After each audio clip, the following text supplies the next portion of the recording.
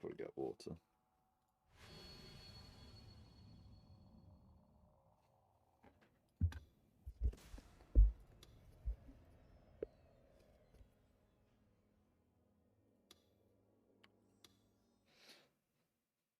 Oh, we just had the bad end, didn't we? Yeah. Yes, yes, yes. We just had the bad end and then I ended stream. So this is, I need to get the guide. I think it's yes, yes, no, yes. But we will, let me get a drink real quick. Oh, didn't mean to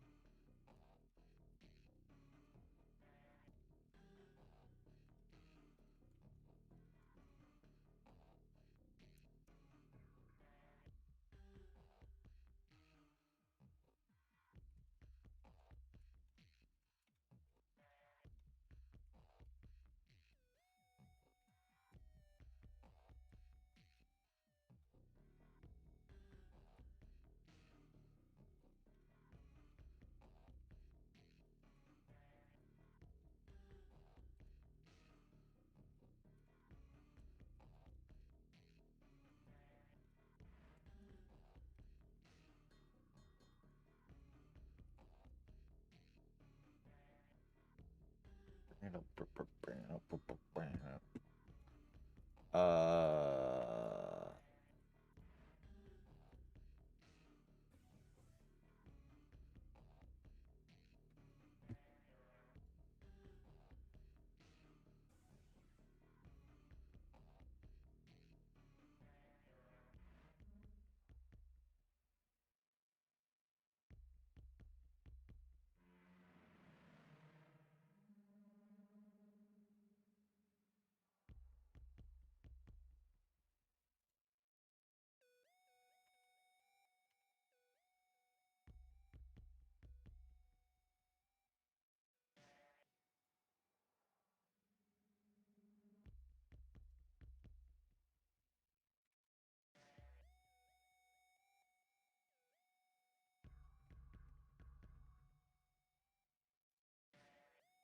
Alright, let's do this. I saw a sword. Yes.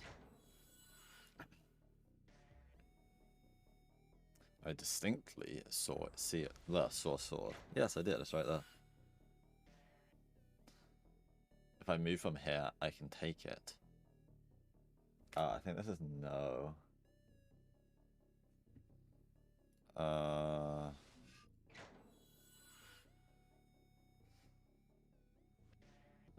I can see the sword from other places than here. Yeah.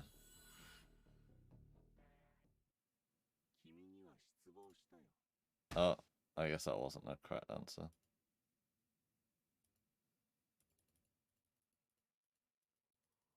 I thought it was yes, yes, no, yes. I guess it was all yes.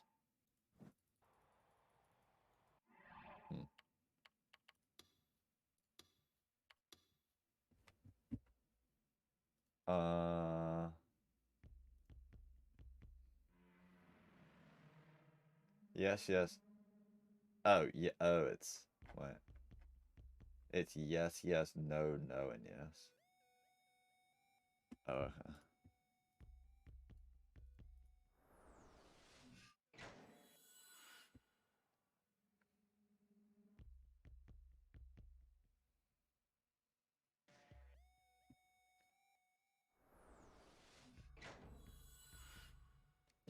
Let me move from here. I can take it. Oh. I can see the sword from other places than here. I guess not. It's not actually a sword. Yes. Oh, is it not? Oh, I'd seen it.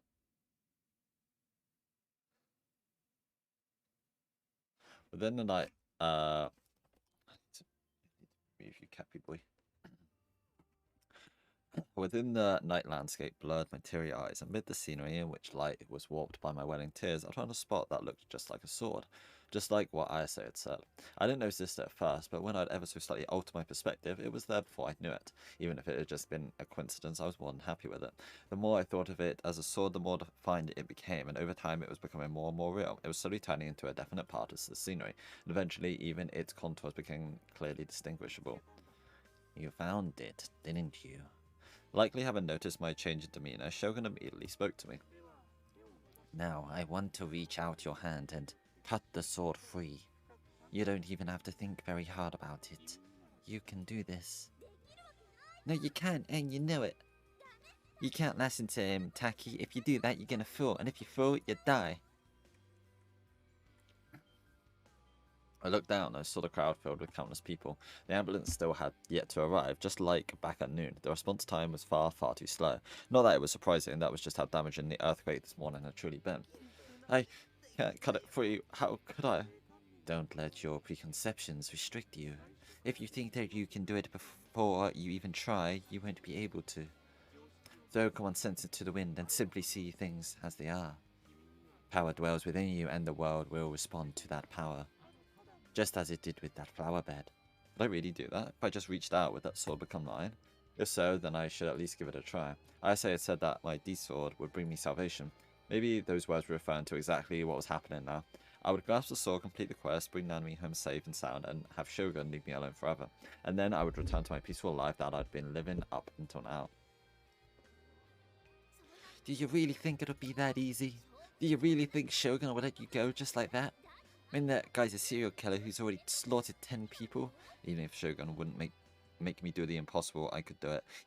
He wouldn't tell me to do it if I wasn't capable of it. He just wants to kill you, Taki. Did you forget about the group dive video? Shogun's already made 5 folks fall to their death without even touching them, remember? I'm sorry, Serotan, but I'm already reaching for my salvation. The crowd below started rumbling. My every move was being monitored by thousands of people packed in front of the station. And it wasn't just them, I was also being watched by tens, if not hundreds of thousands of people all over Japan watching live on TV. I started feeling nauseous. The extreme pressure imposed by such a large number of people made my heart feel like it could explode at any second. No, just forget about them. If I stayed focused on them, I'd be too nervous to even lift a finger. I needed to focus only on the sword. Being as careful to maintain my footing as possible, I reached my hand out. I tried to aim directly at the sword, letting my intuition do the rest. I felt nothing. The wind rushed towards me relentlessly. On top of that, the direction it was coming from was inconsistent. One second it was blowing from me from the front, and next it pushed me from the side. I clung to the acrylic plate in an attempt to support myself, but it was too slippery to bring me anything more than emotional support. If I let my guard down even slightly, I'd get blown off. Even so, I was still trying desperately to grab the sword, but no matter how hard I tried, I didn't succeed. I can't do it. Because that's not a goddamn real sword. Tears welled up once more. My vision blurred, and what had once appeared to be an object similar to a sword began to lose its shape. I quickly wiped my tears away. I had the feeling that once I lost sight of it, it wouldn't appear ever again. In that case, all you need to do is reach out further.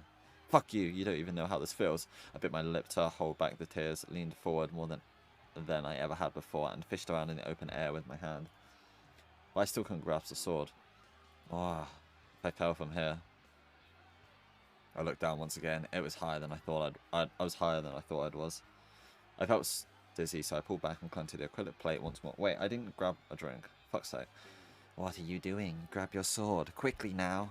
If you don't, you won't see Nanami-chan again for a very long time. I shouldn't have looked down. I couldn't stop shaking. I thought I was going to step because of it. I was so unbelievably afraid. I can't do it. Please, just let me go. Please, you underestimate my power. I don't plan to cave to some childish tantrum. Grasp your D-sword. If you can't, your sister will die, and you will soon follow. That is all there is to it. Oh god, I don't want to die. I don't want to die. I had no choice but to try again. I leaned out through the hole and extended my arm. I could still see the sword over there. I tried again and again, but of course nothing happened. It felt like I could reach it, but for some reason I just couldn't do it. I leaned out even further. I stretched my hand out as far as I could, reaching out with my entire body to try and grasp the sword. I even straightened out my fingertips, and then I slowly closed my hand. But just like every time before it, I felt nothing. I can't reach it.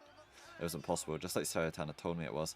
There had never been a way for me to grab the translucent sword. The perspective had made it look normal size, but when I actually thought about it, I realized how enormous that actually was. It wasn't a size a human could realistically carry. If you grab that sword, the quest will be complete. But awful, I can't reach it. Are you willing to let Nanami-chan die?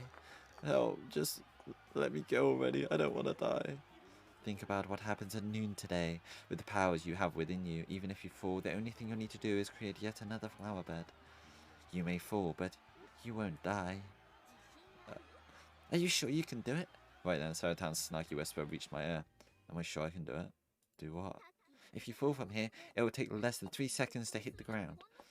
So in that time, you'll have to make another flower bed appear using with the power of your will. Are you sure you can do something so hard, Taki? You haven't even used your power on purpose before, ain't I right? I can play Crazy Craft. What the hell is Crazy Craft? Also, hello.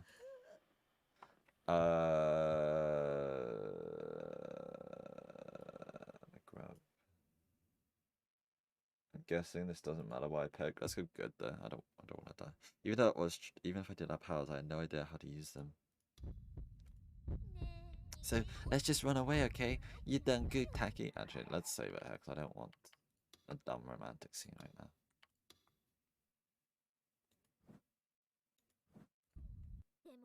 But anything more is just too much for you. You don't want to die, right?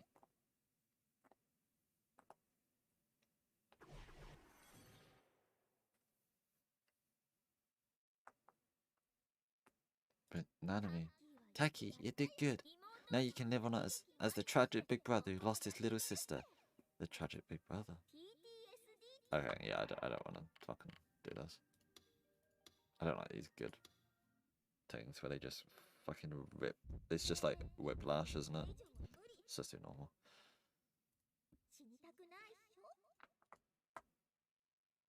But Nanami, whatever happens, it's your bratty little sister we're talking about here. Even if you try as hard as you can to save her, do you really think she'd be grateful for it? Serotan's words got straight to the point and it caught me off guard. It was true that even if I saved her life, Nanami would probably say something like, "What do I care if you saved me? It's your fault that I got into this mess, you big jerk." She wouldn't even thank me. Instead, she'd insult me. I'd have to bear living with a family that would despise me for the rest of my life. At the end of the day, no matter what I could say about her, Nanami was still just some 3D little sister. She didn't make me moe over her, and she didn't have the pure heart of a 2D character. She was always looking down on me, and she secretly, no, not very secretly, made fun of me whenever she could. What happened to my bratty bitch of a sister was none of my business. Serotan was one thing, but my shit little sister wasn't worth betting my life on. Taki, just think about yourself right now, okay?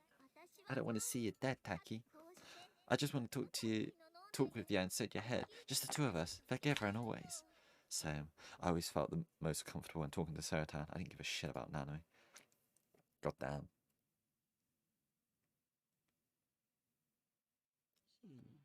I don't want to die. I don't want to feel pain. I don't want to be dead. I don't want to disappear. Whatever happens to Nanami doesn't affect me. I muttered all that to myself. That was the way of trying to make it sound convincing. The one I should trust. It wasn't Shogun. It was Serotan. That sword. It only looked like a sword. It wasn't a real one. It was just some weird reflection or optical illusion or something. You got it. Come on. You're ready to head home. Once we get home, I'll let you look at my panties and fantasize all sorts of sexy stuff with me. Okay, I'll go home. I'll go home and then huff up to my heart's content to use Serotan. Sounds fun. I should strike tons of dirty poses for you, Taki.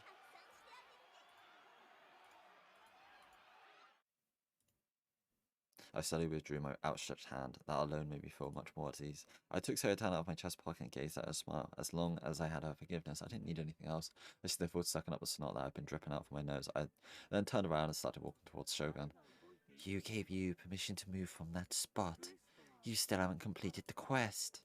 I'm not a hero. I'm not anything like one. I'm a weak, pathetic, useless sack of shit. An otaku freak. You can't even save his only sister. So don't expect anything from me. Don't look at me. Just leave me alone. If that is your decision, then I will kill Nanami-chan. Whatever. She's already dead anyway. She was already dead. Nanami had been brutally murdered by Shogun. Everyone will report it on it starting tomorrow, treating it as the 6th new-gen incident. It saddened me, but there was nothing I could do about it.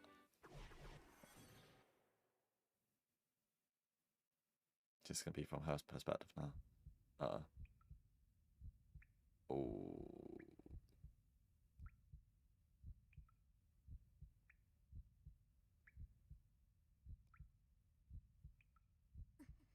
Big bro. Big bro. I heard the sound of dripping water. No, it wasn't water. It was blood. Nanami's blood. Dark red dripped from the wrist where her hand had been severed. That is quite the pull. Why didn't you come save me? Big bro, you're the worst thing that ever happened to me. God damn. I screamed my guts out. How dare you, how dare you, how dare you! The world turned crimson. My anger, my sadness, and my shame were ripping my head apart. My thoughts were a chaotic mess. Without any rhyme or reason, I charged towards Shogun. I made to grab him within his hiding place in the shadows, but I didn't get the physical response I'd expected. I collapsed along with the wheelchair. I must have hurt my elbow as pain was shooting through it. Grimacing, I searched for the person who should have been sitting on the wheelchair. At my feet, a head tumbled across the ground. Terrified, I slowly reached out my hand, and what I felt was extremely hard. Rather than a freshly severed head, it was very clearly a helmet. Or a pitch black helmet. Oh, did you just get baited? Spider-Man? Is that you? It's like a samurai helmet. How is this? Darth Spider? What? Okay. Okay, bro. Okay.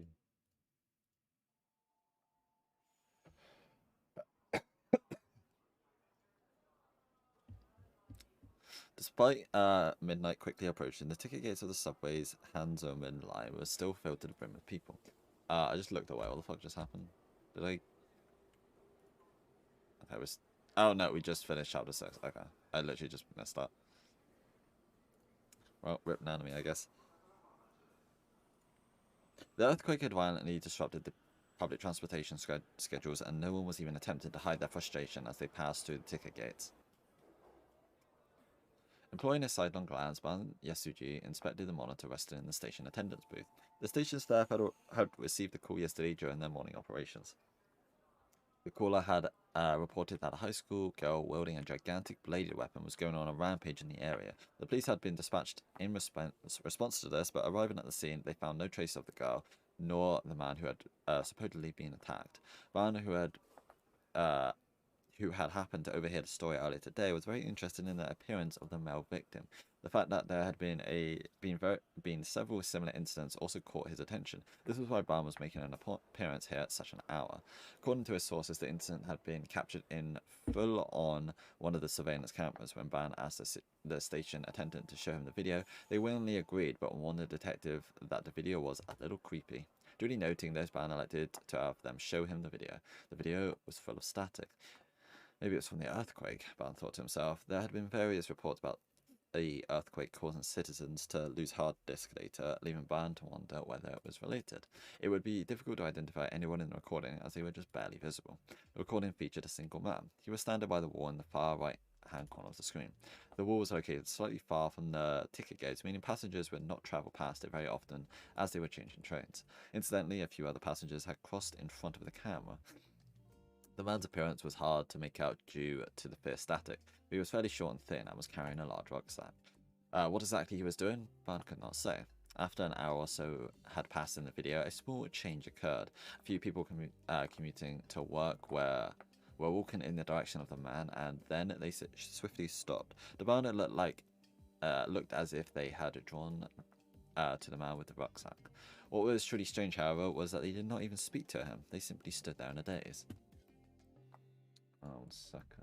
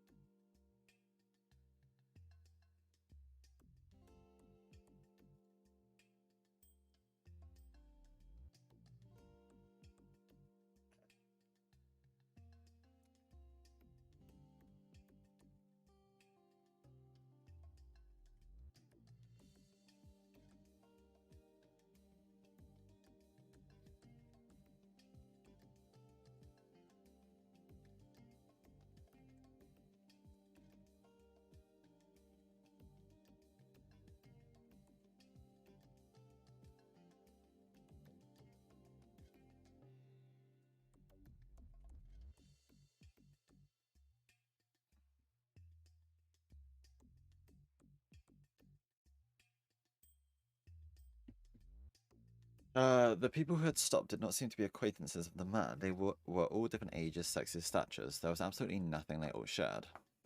What in blazes is going on? Staring at the monitor, Bun tilted his head to the side, and as he did so, a lone girl entered the frame. She had long hair. She was wearing a uniform from Sumi Academy. The girl headed straight for the man with the rucksack in a manner that could only be described as exuding nothing but pure, unadulterated confidence. Her movements were entirely unlike those who had stopped before. Instead of halting, the girl pushed aside the people gathered there and seized him by his collar. For a short period of time, the two of them argued about something. Rather than an argument, however, it was far closer to the girl simply screaming at the man without giving him room for air, or at least that's how it appeared. A few of the people who had stopped seemed to return to their senses and promptly left the scene. Eventually, the girl thrust the man away from her. The girl took a step back from the man who had fallen on his rear, then assumed a strange pose. She lowered her hips and brought both fists next to her ears. The girl looked as if she was holding something, but there was nothing in her hands. According to the report, the girl had been wielding a large blade, but where on earth could she be hiding such a thing? The answer to that soon became apparent. Suddenly the screen, the camera, shook. It was not static. The rustling hair and clothes of the passerby made it clear. The surveillance camera itself was shaking. Nani? Ban gawked at the screen. He had no idea where she retrieved it from, but the next thing he knew, the girl was holding a gigantic sword in her hand, one that was longer than she was tall. Ban had asked for the tape to be rewound just so he could confirm what he had seen. So he can see it through a videotape. I don't think he can see it in real life though. That's interesting. But it still comes out of like the other dimension though. But no matter what angle he examined it from, the sword appeared to have just been conjured out of thin air. The girl had not moved a single muscle, and he had remained had remained in a hunched position the entire time. This much was undeniable. What kind of magic trick is that? The people in the video went into a panic when faced with the sudden appearance of the sword, but the girl did not seem to care about the people around her. The man with the rucksack, however, was very clearly terrified. He desperately tried to scramble to his feet and run away. Was this in the park, or was this a different one?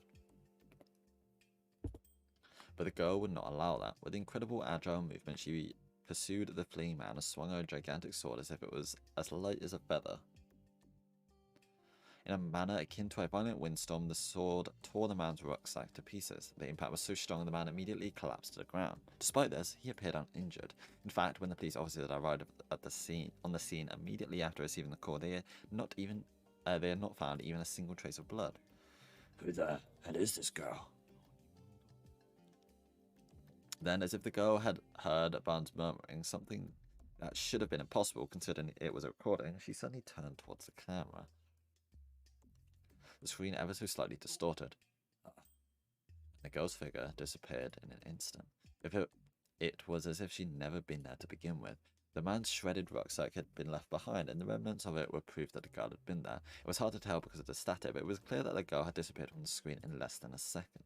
Boundary on the tape again. There was nothing that seemed unnatural about the time displayed in the lower right-hand corner of the screen. In other words, the footage had not been edited.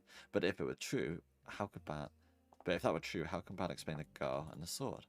Ban, feeling as though he had seen a ghost, could do nothing but to remain completely and utterly puzzled.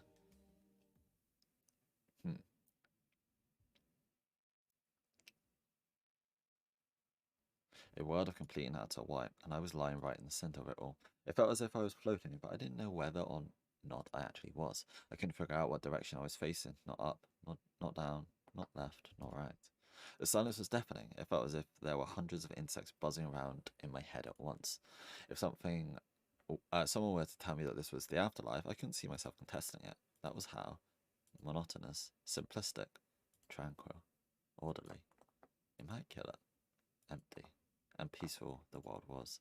Perhaps this was the mind of Buddha.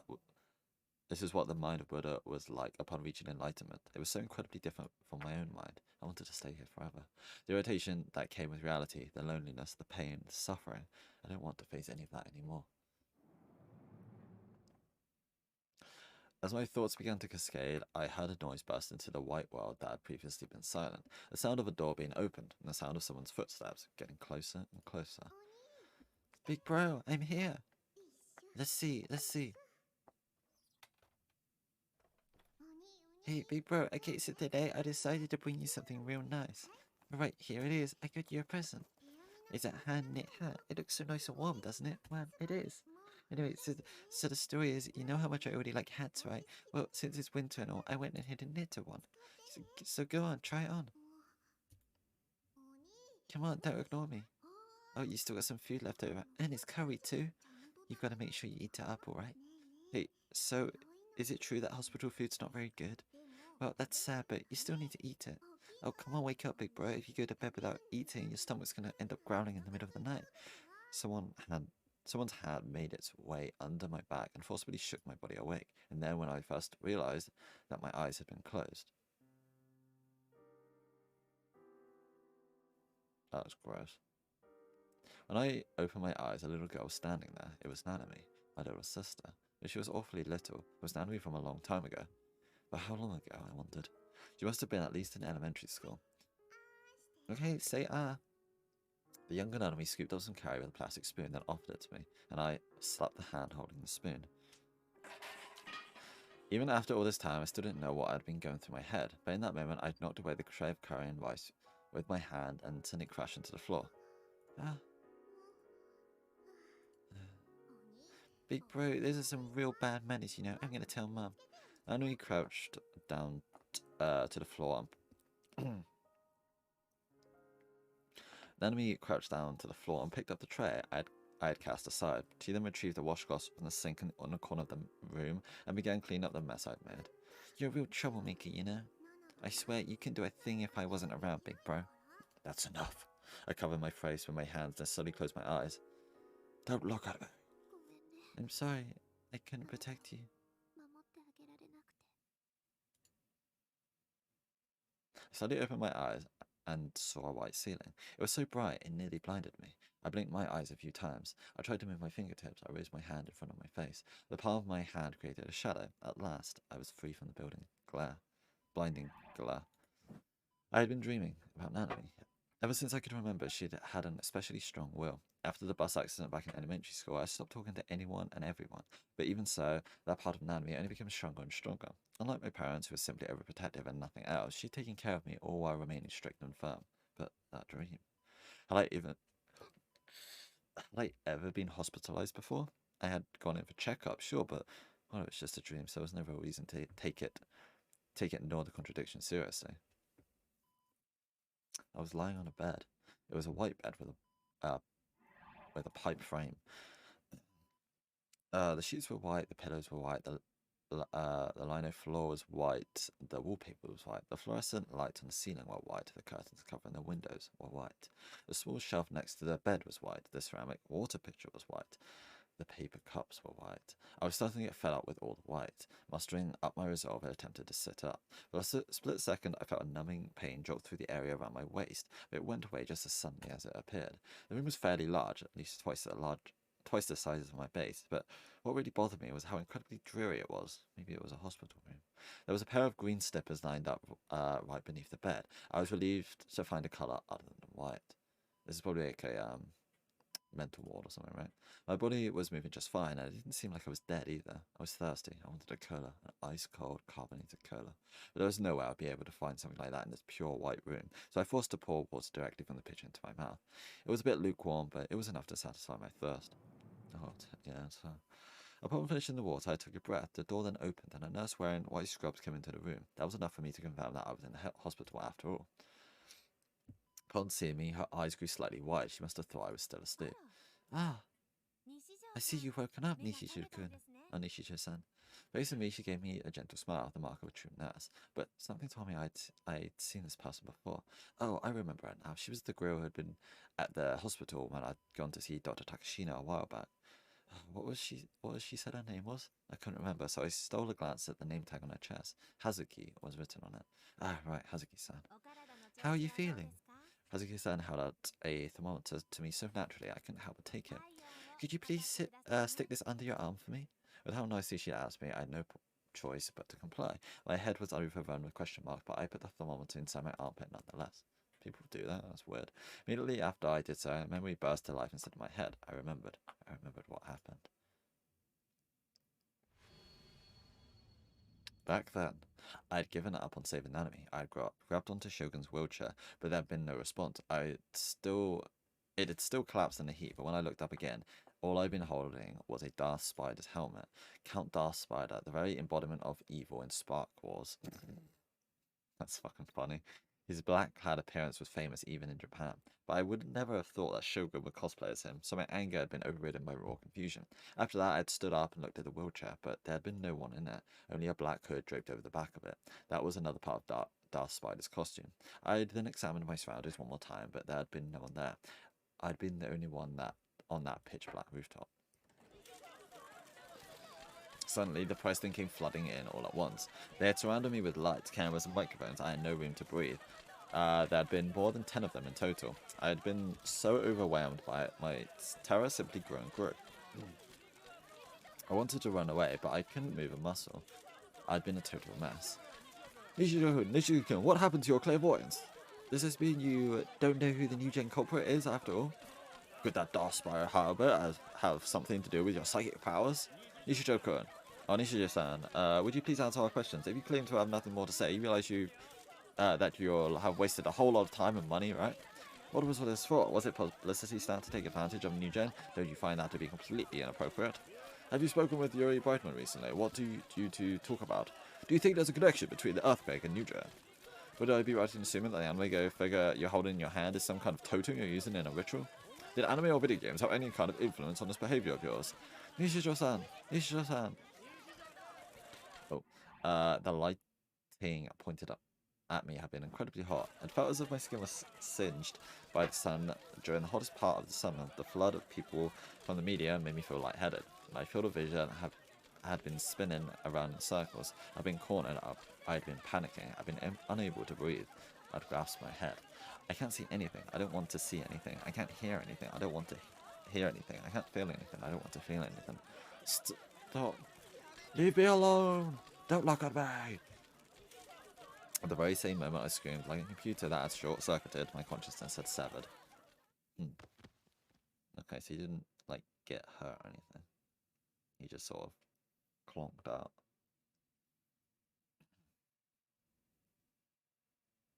That was exactly what had happened. I'd lost consciousness, and then how had I ended up here at this hospital? Couldn't remember. At the very least, I didn't think I'd come on my own, so maybe I'd been brought to the hospital by an ambulance. Azuki-san was writing something on the clipboard she was holding. She must have had a slip of paper clipped onto it. Was she writing about my condition? I checked what time it was via the simplistic watch wrapped around her wrist. It was a little after 6 AM. I'd slept for a really long time. Good. It's just gonna be like a fantasy about it. Let's go bad. Let's see some spooky shit. Regardless, why had I been brought here? If Hazuki-san was here, then what then that meant that this was my normal hospital. It wasn't like me being brought to a general hospital was particularly weird, but something still didn't feel right. Why was Hazuki-san coming to check on me? That question really bothered me. I mean, Hazuki-san was a psychiatric nurse. If Hazuki-san was coming to check on me, didn't that mean that the room I was in was also used by psychiatric patients?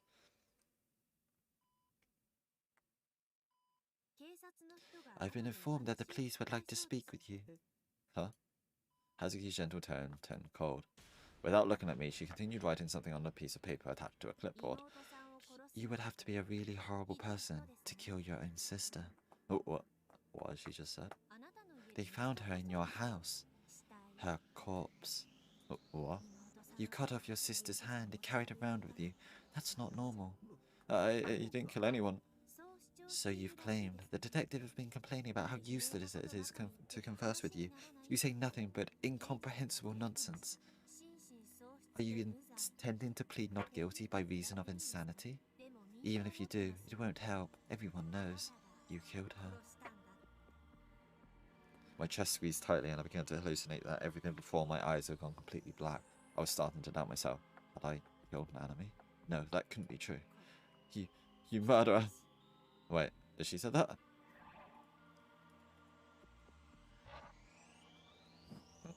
She'd been writing something, but suddenly Hazuki's hand stopped. She then slowly turned the clipboard towards me. Whose eyes are those eyes? Just doing the water laugh. Suddenly, I realised I was sitting in the same bed, in the same hospital room. I wasn't sure where the sheet I just ripped off of me was still on me. Hazuki-san, who had been standing right beside my bed, had disappeared before I could even blink. Wiping the greasy sweat off my forehead, I looked around the hospital room once again. After a couple of knocks, Hazuki-san entered the room, and her eyes widened slightly upon seeing me. Ah, I see you've woken up, Nishiju-san. A gentle smile accompanied her as she said that. I stiffened up, then looked away. How are you feeling? Hazuki-san held out a thermometer to me naturally so I couldn't help but take it. Could you please stick this under your arm for me? As I took the thermometer of her, I gulped. It's the same. The exact same thing happened before. Was repeating. It was as if Hazuki-san had just walked into the hospital room for the first time. I nervously reached for the thermometer in my underarm. I was sure I had put a thermometer in there just a minute ago, and yet there was nothing there. The thermometer had disappeared, which meant that what I'd seen earlier really had been a delusion. The tension in my body disappeared, but that didn't mean that my state of mind was any better, nor that I felt anywhere close to relieved. A family member of yours came to see you yesterday, but as you didn't regain consciousness in time, they left at around midnight. Your mother informed us that she would be arriving at around the time we opened. I nodded in response, not having the energy to say anything back. Well, I'm sorry for being such a disgrace. I'm an embarrassment to Japan, no, to the entire world. The entire thing had been televised, meaning it had already spread to the entire country. I was sure my shameful behaviour had been uploaded to YouTube as well. I had no idea why I'd made it into the amazing Esper boy. It didn't make any sense to broadcast my every move, and on the day of a huge earthquake no less, when I was nothing but a boring otaku freak, it wasn't normal. Because of that, I couldn't help but think everyone from back then was being mind controlled by Shogun. But regardless of whether or not that was true, I'd still publicly humiliated myself. It wasn't something I'd escape after enjoying a quick shitstorm online that had been forgotten about in a week. Was this for me? Would I no longer be able to live in peace? Or was this it for me? Suddenly, Nanami's face appeared in the back of my mind. I bit down on my lip and hugged my knees. Even if that was no longer attainable, as long as I could save Nanami, none of it would matter. Even if people from all over the world snickered about me and called me a pathetic loser for the rest of my life, it would make no difference to me.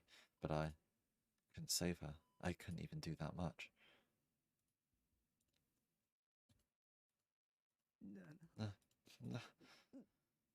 Tears began to fall from my eyes. What's wrong? Are you in pain? Shaking my head over and over, I kept on crying. Nanami is dead. Nanami is dead, and she was never coming back. It was all my fault. All my fault. All my fault. All my fault. Because of how worthless I was. Because of how much of a fucking loser I was. Nanami was dead.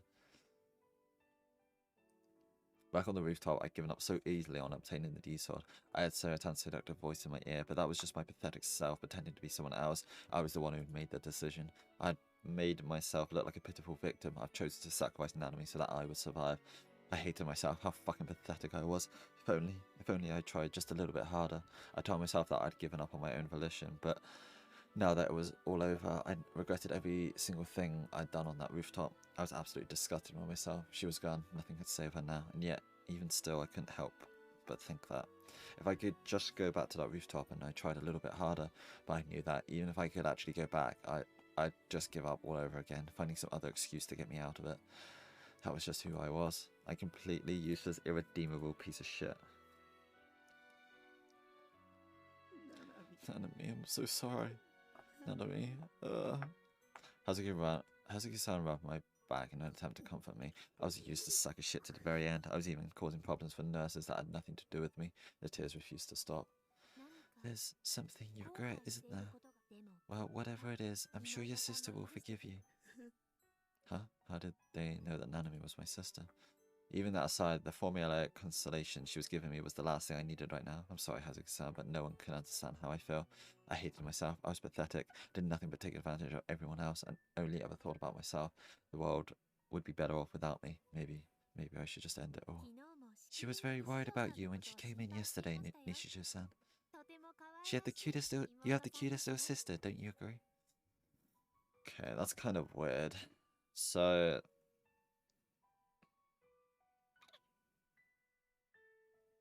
she either came in without a hand, which I don't think she would act like this if that's the case.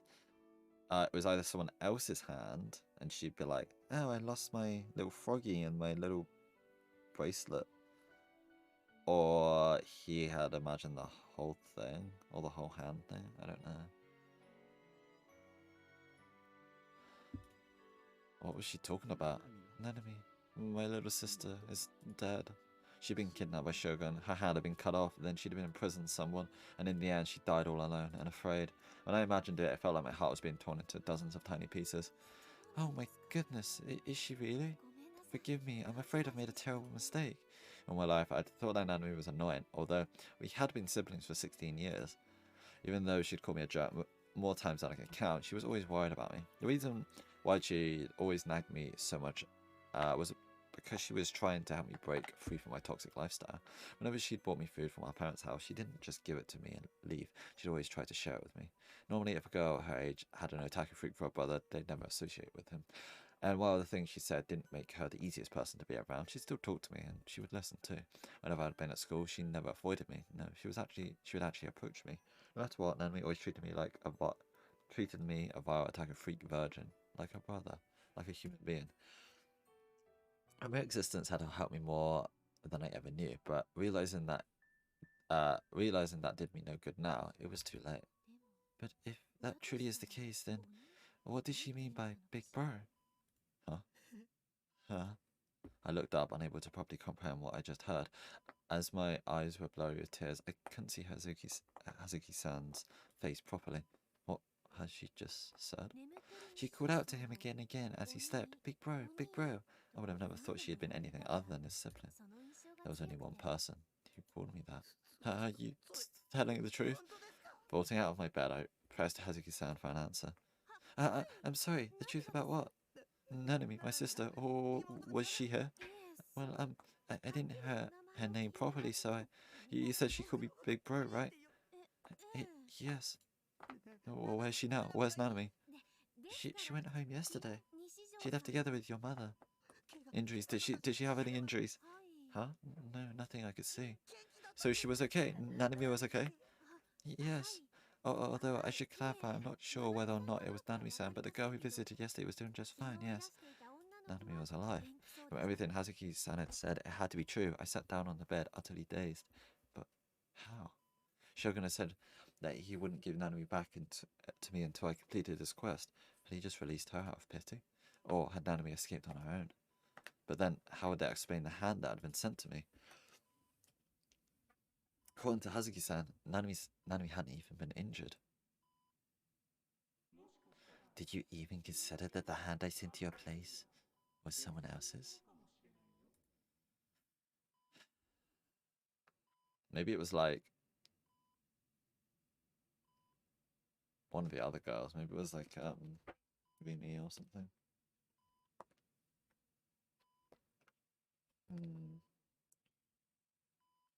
What it said, it hadn't been a lie. He played me. He played me. It'd been dancing. I'd been dancing right to his tune. Shogun had deceived me. No, that didn't matter right now. I see. I see, so that was it. It was all coming together. Nanami had never been kidnapped at all. Back when I had been at O-Front, trying desperately to grab the D-sword, Nanami must have been relaxing back at home reading manga or going out to a karaoke with her friends so she could show off her shitty singing voice or doing whatever else she liked to do. I was crying, but I couldn't help but laugh. Nishiko-san? He got me. Shogun got me through and through. What unbelievably epic bait. She was alive. Nanami was alive. I could see that bratty ass face of hers again. I could see that obnoxious shrill voice of hers again. The mere thought was enough to bring me a deep sense of relief and an intense joy that rose from the bottom of my heart. Oh, thank God. I couldn't stop crying, but the tears weren't the tears of regret I'd been crying earlier. Thank God. I was an utterly useless pile of shit, but I couldn't help it. The day before, I'd given up without being able to do anything. But even so, as long as Nanami was alive, I didn't wish for anything else. The whole world could mock me until the end of time for all I cared. I was overjoyed. Thank God she was safe. I have no idea how this is going to play out. Yeah, another meeting had been called in the main conference room of the Shibuya Police Department, joining one of multiple others that had been held today. The exhausted, fed-up detectives all wondered how many more hours worth of unproductive meetings they would have to be forced to sit through. Matsunaka was about to start hearing the reports from each investigator when suddenly Ban hesitantly stood up and raised his hand. Mind if I say something? What is it? Inquisitive eyes and expressions landed on Ban, not just from Matsunaka, but from Sura and the detective sitting next to him as well. Ban smiled his usual flippant smile, quickly bowed his head, and then looked around the room. I've made a small discovery in the group dive video that was posted to the internet the other day. Huh? The surprise on Sura's face was evident. In all likelihood, he was surprised after Ban had examined the video without saying a word to him. It was not because he wanted to keep it a secret from him, however, no. Assistant Inspector Ban, are you in charge of the crucifixion case? Why are you investigating the group dive? This was the reason. Ban had disregarded the orders he had been given by his boss, the head of the investigation team. If Ban had involved Sura, a promising new detective, his partner would have been inevitably been harshly rebuked by their boss. Ban wanted to avoid this. What about that, if you wouldn't mind? Could I have you take a look at this? With a chuckle, Ban took out 2 enlarged photos from a file he had in his hand and attached them to the blackboard with magnets. These are the photos taken from the... These are both photos taken from the Cornelius Tower rooftop, the location where the group dive took place. The photo on the right was taken from the video posted on YouTube. The photo on the left is one I took last night when I went to the tower rooftop. Do you notice anything different between the two? Oh, big building, isn't there? The entire conference room began to stir. There's something different in the backdrop. The camera in the uploaded footage is pointing northeast. The 5 men and women did fall northeast, so that's not the issue. Regardless, at 3 minutes and 29 seconds into the video, for about 15 seconds the camera swings left and right in multiple very large motions. The picture on the right is taken when the camera is facing to the east. When we see Cornelius, here we can see East Cornelius Tower, which faced towards Roppongi. Tokyo Tower is clearly visible in the nightscape. The red makes it stand out pretty well. But you see, there's one more thing that stands out, but this time it's something that's not in the picture. Van's eyes narrowed as he combed his beard with his fingers, and then a wry smile appeared on his lips. It's Roppongi bills. It was true, the lights of Roppongi bills could not be seen in the photo he was taking from the uploaded video. But in the photo Ban had taken the day prior, the lights of Roppongi bills, many windows were very clearly visible along with Tokyo Tower. Oh, that's Tokyo Tower in front of it. I didn't see that. Right? Yeah, I guess so.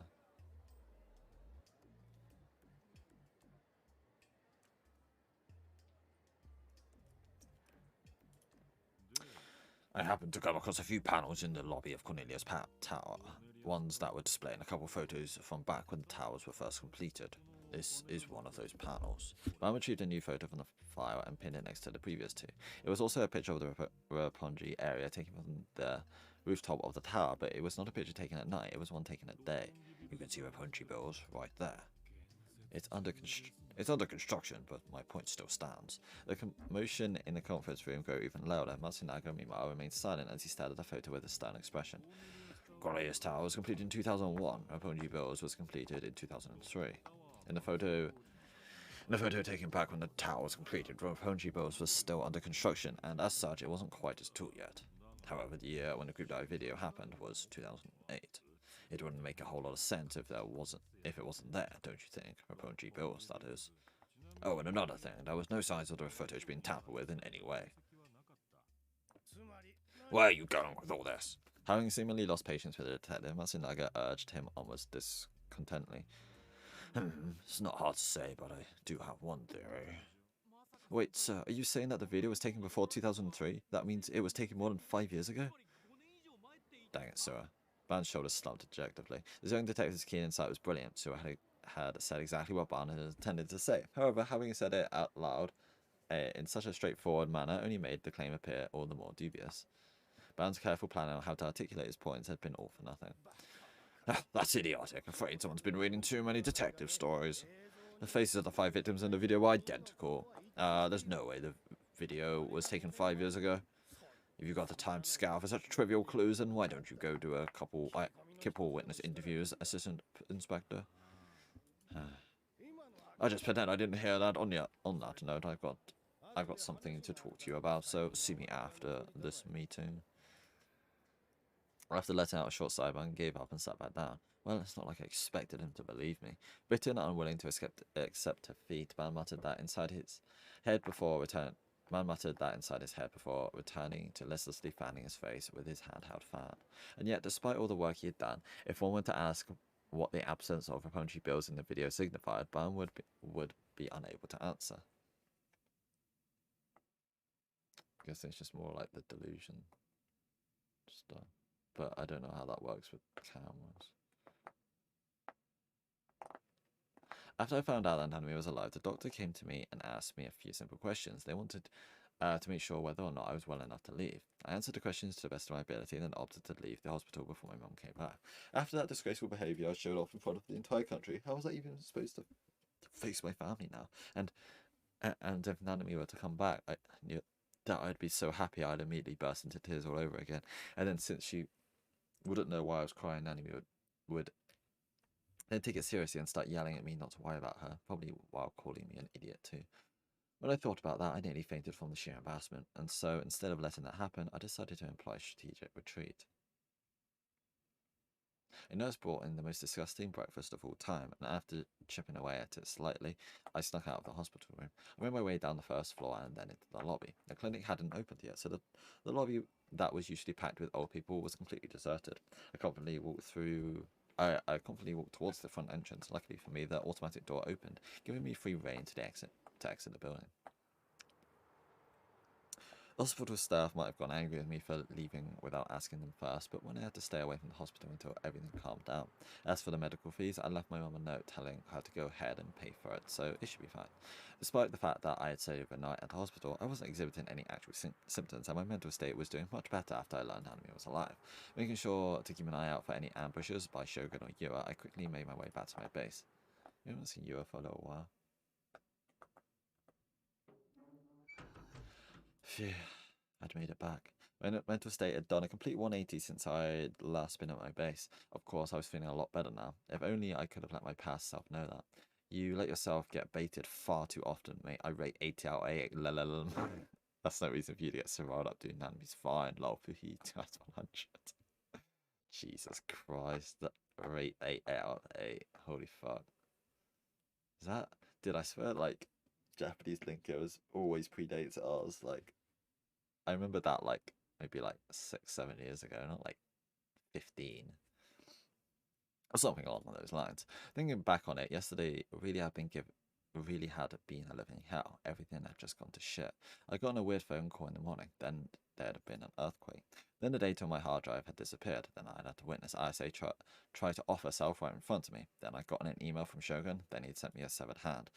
A severed goddamn hand. My mood plummeted in an instant. When I got up, I turned my attention to the fridge. Did he put it in the fridge? That's where the hand is. Before I'd left yesterday, I decided in my maniacal state to just put the hand in the fridge for the time being. If I let it out somewhere, it could have started rotting. The smell of blood was also way too strong for me. There was all sorts of sci-fi anime movies where, as long as they remained frozen, people could stay in a state of suspended animation for hundreds of years. So that was pretty much what I was going for. I thought that if I could keep Naname's arm fresh, she might have been able to get it surgically reconnected once she was back home safe. But if that wasn't Naname's hand, then who the hell did it belong to? And how would that explain the cell phone and the bangle? If I wasn't missing something, then it had to belong to Nanami. When I called her, it had rung on the cell phone held in the hand, or maybe it had just all been part of Shogun's trap.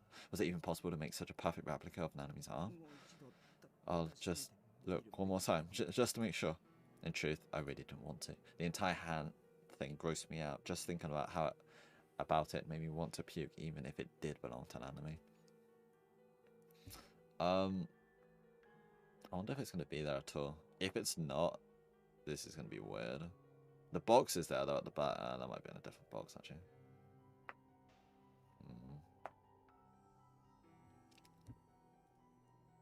But that didn't mean I could just keep it in the fridge forever. Not even my supply of cola stayed that cold in it. I feel like the way it's going, it's not going to be there at all.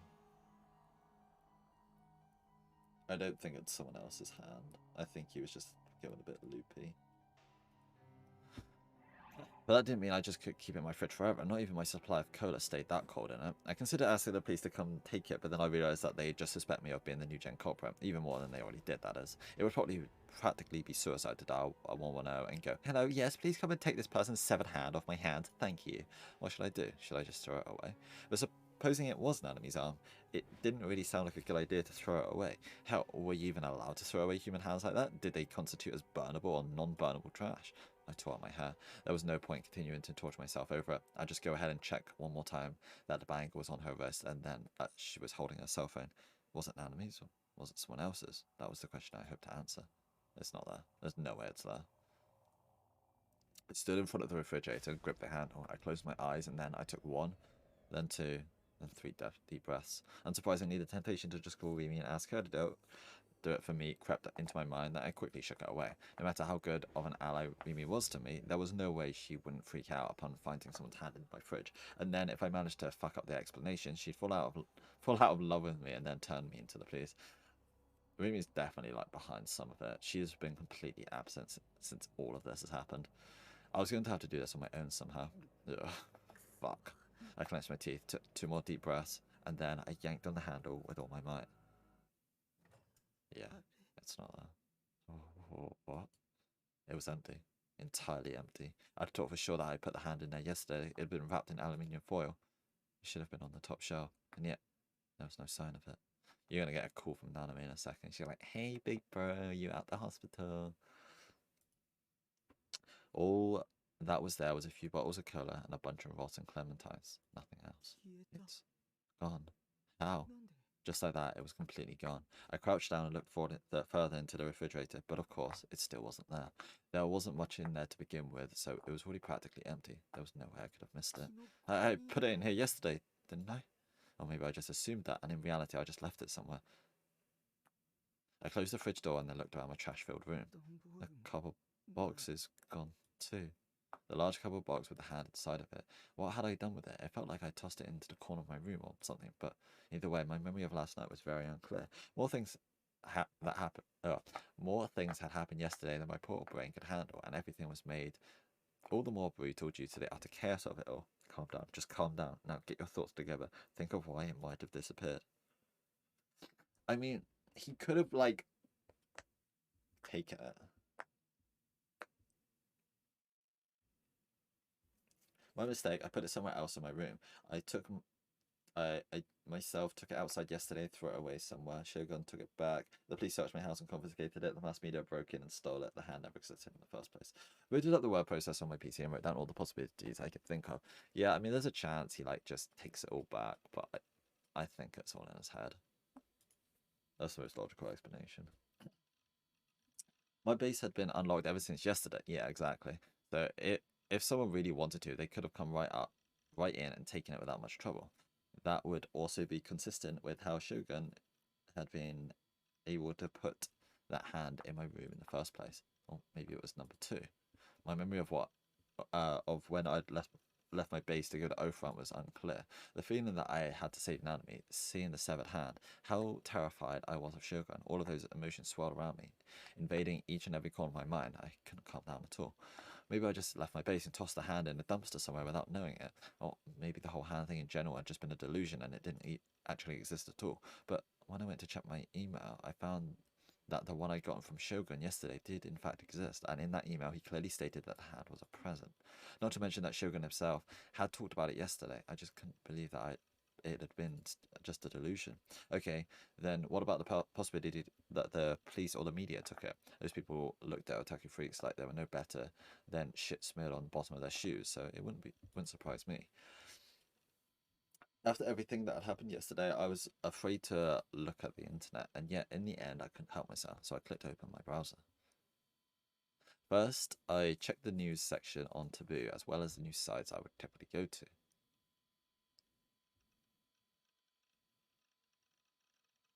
And sure enough, there was articles upon articles about the uproar yesterday at Scramble Crossing. Okay, so that was true. BTS. So radio wave hijacking Esper, just a boy who cried wolf.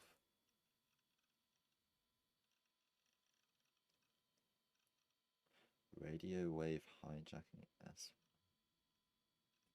Hentai anime. The ESP show held by New Generation Boy ended in the worst possible way. In response to the seismic intensity 5 earthquake that struck at noon on October 27th, several news stations, including MHK, BTS, and TV Sunset, broadcasted breaking news to reports. Today TV and Fujisan TV meanwhile began broadcasting simultaneous coverage of both the earthquake and the Esper show started at 9 p.m. Following this, the two stations were immediately flooded with call after call protesting this decision. When faced with the disappointing end to the show, the nearly 5,000 fans that had crowded in front of Shibuya Station all began to boo loudly for over an hour, with some fans even fighting amongst themselves. The situation resulted in 13 separate arrests. The commotion began with a prank email sent by a boy, hereby referred to as N, living in Shibuya World. Living in Shibuya World.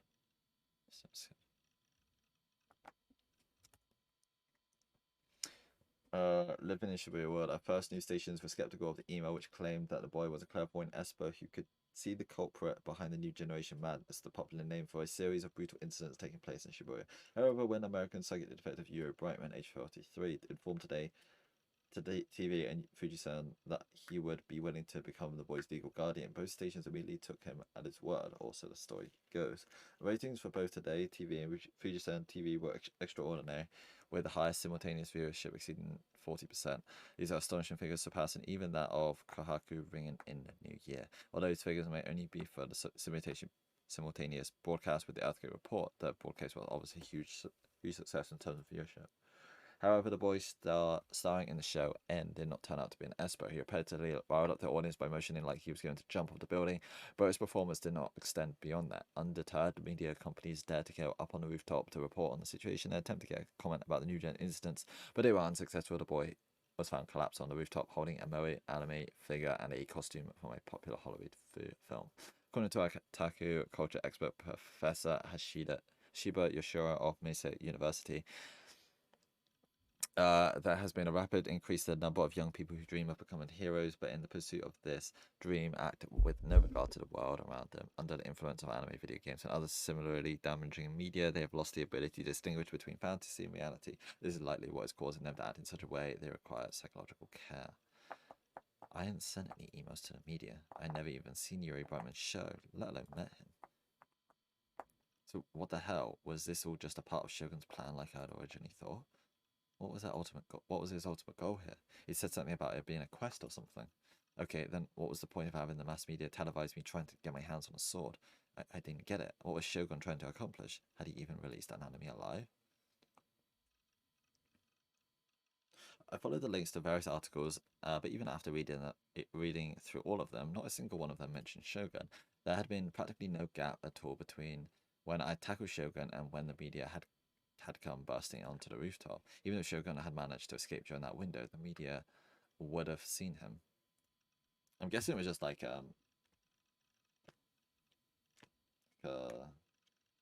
walkie-talkie thing, or like a video camera, or live video feed or something, so you could like hear what he's saying, but he wasn't actually there. It was just like, I don't know. And not only that, but Shogun was supposed to be stuck in a wheelchair. He was supposed to be paralyzed, so there was absolutely no way he would be able to escape the rooftop in such a limited time frame. I went to check on the channel, and to no one's surprise, an enormous shitstorm was going on. My real name was being plastered everywhere.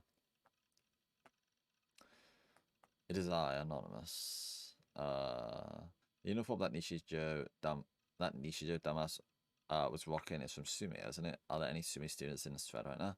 That guy is a terminal fucktard. Do us all a favor and off yourself, you piece of human trash, Lamar. Nishijo, you need to chill the fuck out, fuck's sake. It'll be your fault if Otakus start getting beat up again. They found him carrying a figure lot. It was a goddamn Sarah Bloodtune figure. Laugh my fucking ass off. What the fuck? And just like that, the otaku freaks around the world all just shed a tear. This Nishijo fucker should have just stayed inside at the shut he is. TV's not for him, lol. Sarah would have been like, Nishijo and your big dumb time for me to kick your fat butt with my awakened form rocket body blow attack. Oh, some rando who was a classmate of his last year already came out and doxed the guy. They can't do this. Everyone was just saying whatever the hell they wanted to. They weren't even considering how I felt as they talked all this shit about me. Having channel as your enemy was a scary thing. And it was all Shogun's fault. I was in this mess. I was wondering if anybody had leaked any sensitive information onto channel. The stuff that couldn't be aired on TV, but I couldn't find anything that had fit criteria. I hadn't been alone on that rooftop. There had been one more person, and yet not a shred of information had come out about them. It was almost like the being known as Shogun had never been there in the first place. Maybe the Shogun that appeared on the rooftop was just an illusion. Maybe, even if I know for a fact that he exists, there's a possibility the Shogun I saw at O-Front was just a delusion I created. I think I'm losing my mind. There was so many things happening that shouldn't have been possible in real life. It was more like a video game at this point. Like, there was two worlds, one where Nanami was alive and one where she was dead. And the two options running parallel to one another, meaning I got to choose between them, just like a choice you'd find in an Arage. The future was divided into countless different branches, and what made me different, what made me different from normal people was that I could simulate what story events might occur during using my delusions, and I was in the middle of simulating the route that would lead to the bad ending. Like one where Nanami died, or one where I say jumped to a death, or one where I fell off O-Front and died. I kind of like have to go in a bit meta.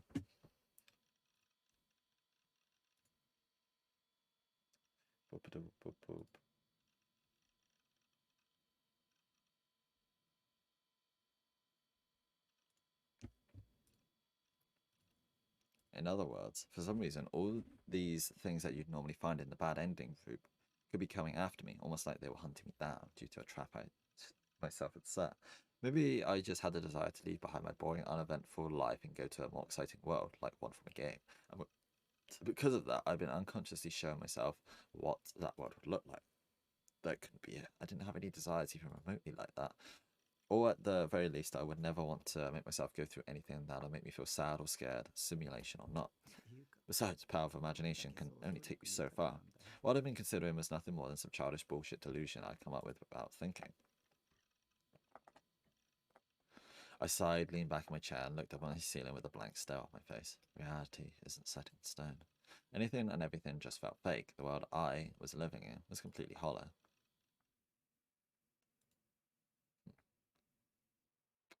Yeah, he's really losing it. New Gen, 6 case confirmed. Woman in her 20s found dead in Shibuya River of Shibuya Ward on October 28th. The woman died of asphyxiation after consuming the flesh of her own right hand and choking on a bone that lodged itself in her throat. What the fuck? Okay, so that's where the hand came from, I guess. So the hand was real?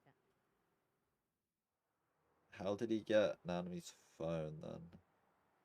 Was that part real? I'd like it if we could see Nanmi and she had like a different phone, or like she didn't have the charm. She's like, oh yeah, I just like lost it. At around 8 p.m. this evening, the body of a woman was found dead in the Shibuya River of Shibuya Ward. The victim, 27-year-old Takashi Ayame-san of Edogawa Ward, is believed to have died of choking-induced asphyxiation. According to the investigation, the flesh of the victim's right hand had been scraped off, exposing the bone, and what had appeared to be human flesh was found in the victim's stomach. Maybe it's different. The flesh of the victim's right hand had been scraped off. It seems too much of a coincidence to both have hand-relating things, but maybe this isn't hers. The victim is believed to have chewed apart and eaten her own right hand. As well as this, her ankles were bound together by string. The police are currently investigating this incident as both a suicide and a... I guess it could be the other hand. I can't remember what hand it was. Right hand, it said.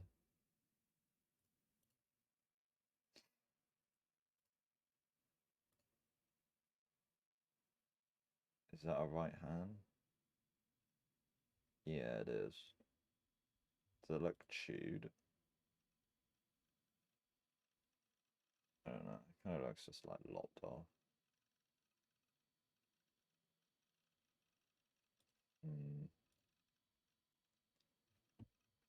Ever since the seismic intensity 5 earthquake, the city of Shibuya has been overwrought with an air of pure bloodlust.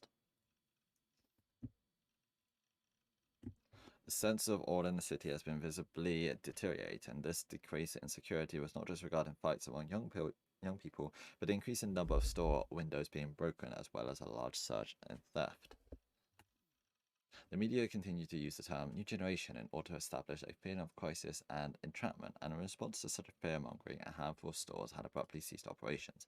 In addition, a group calling themselves the Anti-New Gen had suddenly transformed into a riotous mob during one of their weekly demonstrations charging the Shibuya police station, resulting in the arrest of over 100 people. Much like the Esper Boy riot, thousands upon thousands of curious onlookers gathered in the area in order to enjoy yet another shitstorm. There was a striking difference in excitement between those who were visiting the city and those who lived in it. In the former expected Shibuya to be more brutally eventful than ever, while the latter condemned the lawlessness of their home and insisted of strengthening police authority. Then, as if to mock all the uproar, the 6th New Gen incident occurred, and of course the perpetrator had yet to be apprehended. Finger food. Nice name. Alright, I'm gonna go drink.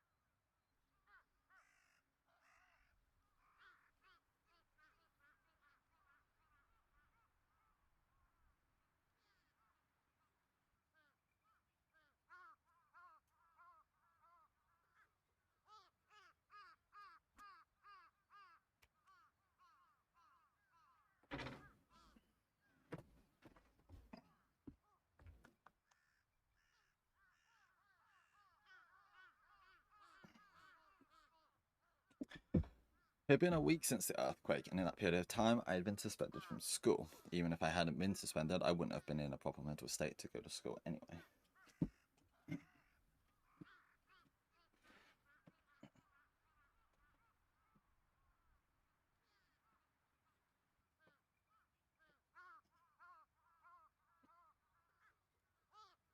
The day immediately following the earthquake, another new gen incident had occurred.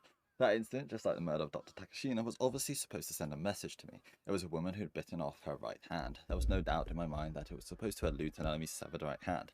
Nanami was clear bait from Shogun to lure me out, and even though I knew that, the thought that Nanami could have been the one killed sent shivers down my spine. And since I had become famous in Shibuya in the worst sense of the word, I was now terrified of going out more than ever. If I had a hole to crawl into, I would have done it with no hesitation.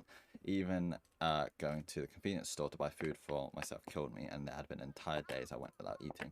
It was impossible for me to walk outside with my head not glued to the ground. It felt like someone was laughing at me. The gaze of other people terrified me. I didn't want to talk to anyone, to see anyone. People from the mass media had been trying to bother me constantly, but I ignored every single one of them.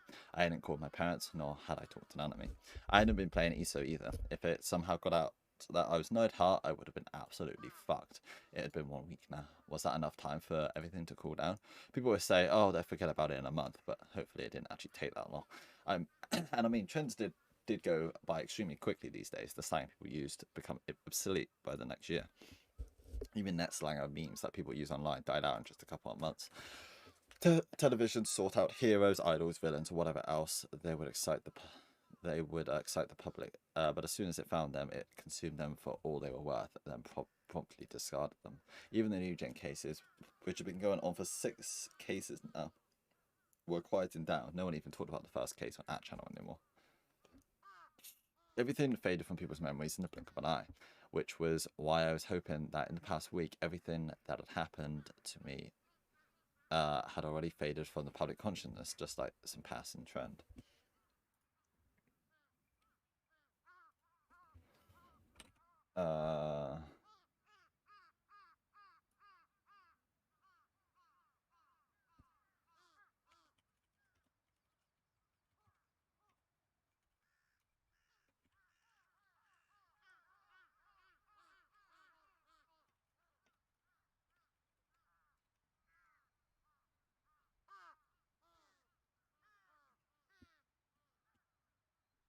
Which was why I was hoping that in the past week, everything that had happened to me had already faded from the public consciousness, just like some passing trend. Even if it was just wishful thinking, I couldn't help but hope that it might be true. My head and stomach started to pang. I sat down on my usual bench and calmed myself down. Sarah Town would know what to say right now. If it's causing you so much pain, you should stop going to school, don't you think? I was at a point where I was starting to consider it. I mean, due to the worst insecurity, more and more people had been opting out of school in Shibuya Ward, so it wouldn't just be me. And I'd always thought that it made no difference whether or not I graduated, so much that I'd been willing to drop out of school right now. But despite that, I still planned on continue going, even though it meant risking running into Yua. I got down in the cola, bought a vending machine on the way to the park, then stood up on the bench. I should just stop kidding myself. I didn't want to go to school, but I didn't want to quit it either, because if I quit school, I wouldn't be able to see Rimi anymore. We were classmates, so as long as I kept going to school, I'd be able to see her without going out of my way to do so. But if I lost that, I could always just call her or go meet with her directly. But like I said, that would mean having to go out of my way to contact her, and I knew for a fact that I couldn't do that. In fact, I already hadn't been able to bring myself to see her for a while now. I'll stay by your side. That was what Rimi had promised me, and I hadn't heard from her for over 10 days now, not a single word. I thought that Rimi, my one and only ally, might have fallen out of love with me after seeing my disgusting behaviour on TV. It destroyed me. I was terrified. I felt like crying. I had never felt so alone. No one, not even Nanami, had come to see me. I was being subjected to thread after thread of endless slander on the internet. I was scared shitless by even the idea of Shogun and Yua. And while I had said before that I didn't want to see anyone, the loneliness was eating away at me. I wanted Rimi to come and see me. I wanted her to hug me gently and tell me it would all be okay. It must have been so hard, but I'm here now, she would say. In the end, Rimi had spoiled me rotten. But she wasn't in the wrong for doing so. Rimi had taught me the warmth that 3D could have. And now that I knew that what that warmth felt like, I had never stopped wishing for it ever since. I couldn't get that kind of peace from 2D or delusions anymore. I couldn't survive on just delusions. I wanted to see her.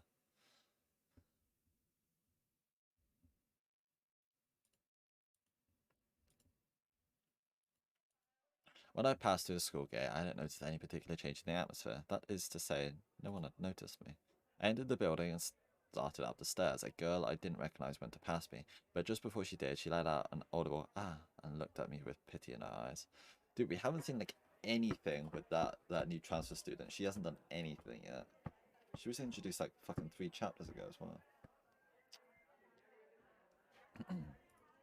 I walked into the hallway where my classroom was located. Several windows were broken, and I could feel people's gazes mercilessly burning through me as they whispered. At that moment, I was hit with a very bad feeling. My wishful thinking was already on the verge of shattering to pieces. But even so, I opened the door to my classroom, fueled by my one desire to see Remy. And she wasn't there. The silence lasted for about 10 seconds. Everyone was frozen. They all stared at me. I kept my head down as I walked through the quieted classroom and took my seat. As if on cue, a Dokian sitting in the last row, whose name I didn't even know, spoke up. Yo, Nishijo, care to show us your psychic powers? With those 2 sentences, time started moving again in the classroom. Why even bothering? He's just an attention whore. You think so? Did Yuri say it was legit? Right. How could I forget the Yuri guy? I'd seen him on TV before. Real awesome show and all, but his psychic powers are total bullshit. Yeah, so Nishijo would have to be a fake too, right? Yeah, totally. All he knows is buying his big blow-up doll and his small plastic one. Come on, lay off. Nishido's just retarded, that's all, so be nice. I heard that he can fly and that he's got his other power. Was it called clairvoyance or something? Oh god, what if he uses that on me? He'd see right through my clothes. Nishido, you're such a perv. Oh fuck, he's looking over. Quick, look away before he turns you to stone. Nah, don't worry, he's just some attacking freak. He can't hurt us. Jesus. Why the fuck would you go to school if this was your reality? This is how. This was exactly why I'd feared the most. The Dokians had their eyes on me now. It had been a week, but no one had forgotten about the uproar I'd caused. I was now the laughing stock of Japan. The boy who, after trying to show off his special powers to the masses, went home and slept with a figure. There was no point in protesting, saying that I'd never called myself an Esper. The truth was meaningless now. Right now, the truth was just the one story that everyone in Japan was familiar with. The story that tens of millions of people recognized to be the truth. There was no fixing that. No one could. Not me. Not anyone on TV. Not even Shogun. I was a self-proclaimed Esper who no one could ever associate with. I was an absolute revolting male attacker, the biggest freak anyone had ever seen. Not a single person would ever look at me with anything other than disgust. I'd always hated TV shows that made fun of attackers, and now I just added fuel to the fire. I didn't have any psychic abilities. I couldn't fly. I didn't have clairvoyance. I didn't have telekinesis. I couldn't obtain a D-sword. I'd even given up on trying to save my sister just so I could save myself, like the complete piece of shit I am. I was just an attacker that had nothing to show for his life other than his knowledge of anime, video games, and what about other media, so it only made sense that I couldn't do it. I thought of my imminent mental breakdown and searched for my savior, Remy. And when I did, my eyes met Musumikun's, only for him. Yeah, he's not going to be a fan of us, is he? To immediately look away. I guess that was my only fair. If you hung out with me, the entire class would shun you too. That was why he'd looked away. It was only natural. Besides, he and I always lived 2 different worlds. I was an attacker and he was a total alpha male. It was a marvel we'd ever been friends at all. Feeling like I was on the verge of tears, I went back to scanning the room. I searched for anything I could latch onto. I desperately cried out in my mind for Remy, but she wasn't there. Remy was nowhere to be found. Why? Was she just absent? Of all times for her to be gone, why now? I didn't have any words to get a hold of her. What if she never came to school again? If that happened, I'd likely never see her again for the rest of my life. That was the feeling I got. It was like that when she first appeared too. Back on the day I saw her at school, Remy suddenly was in my class just like that. And now she disappeared just as quickly. Could she have gotten caught up in the earthquake? Could she be dead? I tried my best to shake off all those negative thoughts, but it was hopeless. I was just getting more and more depressed, and now my mind was being overwhelmed by an incredibly dark and foreboding delusion. I was starting to wonder if the girl known as Sakahito Rimi ever existed at all. Maybe she was just another personality I had created in my inside my delusions, like Saratan. And when I thought of it like that, it all started to make sense. Whenever I needed help, Riri always came to my rescue, like a knight in shining armor. Whenever everyone else would treat an attacker freak like trash, Riri would treat me with kindness. Had I seriously believed that I was a 3D girl that was so damn perfect for me? Someone that was pretty much my dream girl. I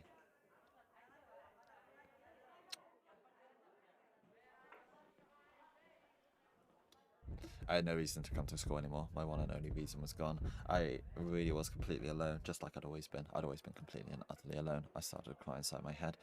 It took everything I had just to keep myself from crying in real life. That was all I could do to try and at least maintain some semblance of pride, but that was all it was, a semblance. I tried as hard as I could to keep my head down and grit my teeth and stay in my seat. Even though I didn't want to hear them, I could hear all of my classmates talking. I wanted to run away, but I was too afraid that would only make things worse. Every last one of you should just die. I had nothing left to lose, so why not just die doing what I love to the very end? Oh. For example, screaming, lifting a chair in the air and attacking a Dokkan with it. It would feel great to finally give these assholes what was coming to them.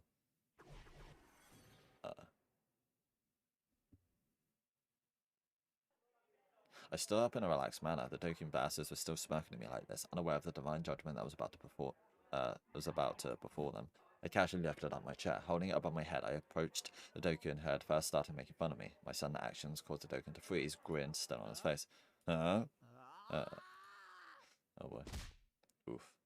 I swung the chair down within a moment's hesitation and hit the guy square on the head. I felt the truck collide with his skull. The Dokkan clapped on the spot and a puddle of blood spread out beneath him before I could even blink. For a moment, the classroom was completely silent. And then all hell broke loose. Every boy and girl screamed, looking at me with fear in their eyes, and then turned and ran for their lives. The Dokkan who had collapsed at my feet was no longer moving. I swung down the chair with all my might once again. The Dokkan's body spasmed, but he didn't make a sound. He had likely fainted, or perhaps he was already dead. I started to feel a little scared. If I stopped here, who knows when he'd get up and start attacking me instead. He was a Dokkan, so he might even be carrying around a knife in his backpack. I'd already given up on life, but I didn't want the end to be painful. I had to kill him. I couldn't stop until I was sure he was dead. I struck the Dokkan's head with a chair 3 more times. Then again. Then again. Then and again. And again. So that delusion was all wavy, and I thought I was just reserved to for the fantasy ones. Have I like just been accidentally clicking like all the right delusions apart from a few of the lewd ones and that one? Seems unlikely. I don't know why some of them are all wavy and some of them aren't though. Like the ones that are wavy are the ones that are obviously delusions and he recognizes them as delusions, but there's plenty that like actually feel like they're real, so I guess they're like true of what actually happens in his head and he believes it. But I feel like I've clicked way too many that are legit in that case. I was still stunned down in my seat. I lost myself in that delusion. That felt pretty damn good. A glory splatter flick had just played out inside my head. I'd love to just beat them all to death right now. The more I thought about it, the more I felt the urge to do it. Maybe the moment I did something reckless like that, the simulation of the bad end would end and the world would then reset. I would then return to the original world where I could make different choices. Mimi would be there. Misumiken would be talking to me in his normal, overly friendly manner. Everyone would be completely forgotten about my shameful behavior. I wonder how meta this goes. I hope it goes like really meta, but I feel like it doesn't. No one would be making fun of me. Maybe I should try it. The center of my head felt fuzzy. I felt kind of feverish. Was this that fever you get before obtaining some new knowledge or power? Or was it some delusional fever? I didn't have a specific name for what it was. Well, not like it mattered. Maybe I should try it. Even if I couldn't return to the original world, people would just think I was crazy. No, they probably already thought that. So it didn't really matter. It wasn't like I had anything to lose. A week ago, back when the nurse had told me that Nanami was still alive, I'd thought that as long as Nanami was alive, nothing else mattered. Even my life didn't matter. It's weird that he didn't call her or try to check, because that would have been a really good time to figure out if the phone was actually a delusion as well.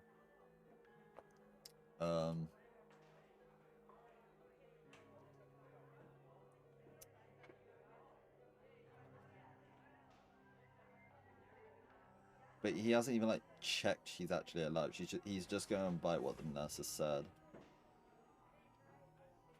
As long as Nanomi was alive, nothing else mattered. Even my life didn't matter. I didn't care if I was treated like some freak and sent to the nearest hospital. It'd be nice if I ended up in the same one as Ayase. Where had Ayase been admitted to, I wonder? Was it that penitentiary-like hospital that she'd been used to be in? Even if that was fine, even that would be fine. Hell, that would even be slightly better than being in the school without Mimi. The urges within me bubbled like a magma. I could no longer control them. I slowly stood up. I couldn't help but burst out laughing. Everyone in the class stared at me and their expressions stiffened. Don't look. There was no reason to look at a worthless piece of shit like me. No, you have... Suddenly. All sorts of worth, I heard. A girl's voice. A whole bunch of it. Not only that, but it sounded straight out of an anime. I'm guessing that's Sarah. Who's the one who saved the girl you tried to kill herself by jumping off the rooftop? You, Nishija-kun. Which is why you have tons and tons of worth, Nishija-kun. Who was talking to me? I looked around the room one more time. Everyone's all frozen in place due to my odd behaviour, but they all kept their mouths shut. I couldn't find a single human being who was talking. But that voice, it was a strange sensation, like it was coming from directly inside my head. Was it an illusion, or had it just crafted yet another delusional girl inside my head? It's not an illusion at all, Not a delusion neither. What was that just now? They were all responding to my thoughts. Was someone reading my mind? No, it had to be a delusion. Kozupi is right here. What the hell is Kozupi? Yeah, well, where is here? Who are you? When I shouted, my classmates moved further away from me, almost like they were trying to run away in fear. You said you were worthless, Nishija-kun, but Kozupi knows that's wrong. Super duper wrong. Oh, I wonder if this is the transfer student. I wonder if they have like ESP or some shit. The voice didn't answer my question. All the voice did was continue to talk to me in a really strange way. Instead, all the other people in the classroom, the ones that talk all bad about Nishida-kun, they're the ones that are worthless. A shudder ran through me, goosebumps sprang onto my skin. In an extremely cheerful tone, the voice then said, Kozupi thinks killing them would be a good idea. Oh, a good thing. Maybe it's not her. Maybe it's just another fucking anime character. I feel like he would recognize that though. Please, no more. I cowered on my seat, cradling my head with my hands. The world hadn't reset. I hadn't returned to the parallel world where Rimi was. Rather, it was like I'd gone completely and utterly crazy. I wonder what they say about the parallel world. A different world that exists parallel to ours in another space-time. It exists in the same dimension as the world we live in, and in some cases the locations of people and things residing in it are completely identical.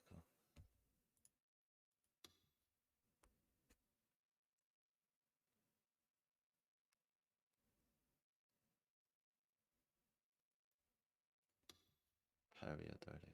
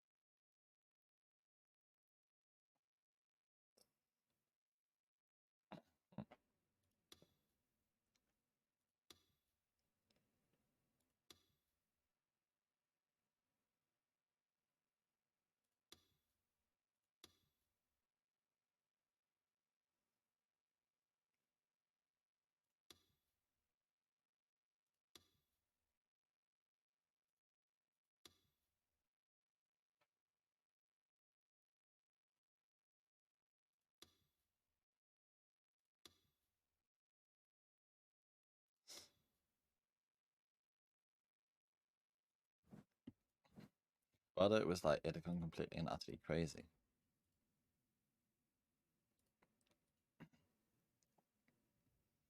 It had been a week since Barn had last visited the Fuchsia office, and things were a little different than he remembered. The sheets of papers had been piled on top of each other. Every desk was now completely absent. They had likely all come crashing down due to the earthquake, and most they had ordered it to be cleaned up. Because of this, the place looked quite tidy. Staring at it with a... yeah, that looks super tidy. Staring at it with a sidelong low Barn had led outside, then sat down on an office chair he had wheeled out from beneath a desk. He restlessly fanned his face with his favourite handheld fan. Momose had been tapping away at her laptop's keyboard on her desk, took one look at Van's dismal appearance and scowled. What, did you just come in to side me? Oh, Momo-chan. Have you ever seen a magic trick where a sword pops straight out of thin air? Can't say I'm all too familiar with magic.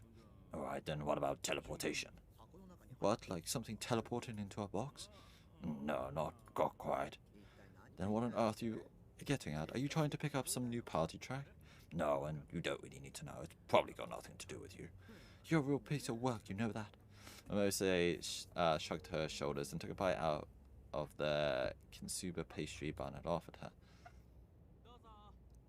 Order up, piping hot tea. So I had brought over 2 paper cups, steam billowed from the green tea that had been poured into them. Oh, forgive me for making you grab the tea for us, Suo-chan. Mio-chan came down with a cold and is taking the day off. Nah, so's good. So good, man. With a cheerful smile on his face, he handed Momose and Ban each a paper cup.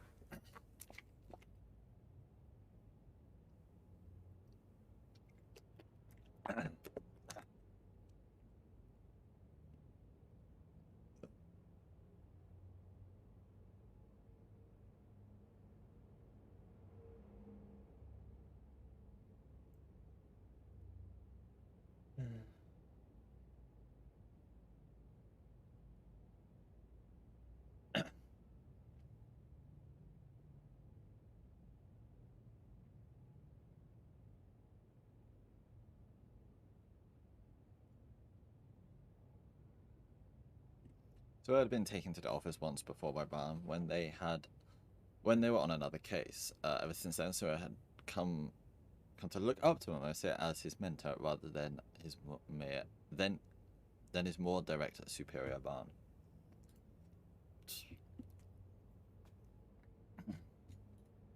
Momose also seemed to enjoy Sua's company, and she tended to speak to the young, honest man with a far kinder language than she did Ban. No refreshments are taken care of. What were you two talking about? I was asking how I could get smart in the field of party tricks, to impress the local policewoman.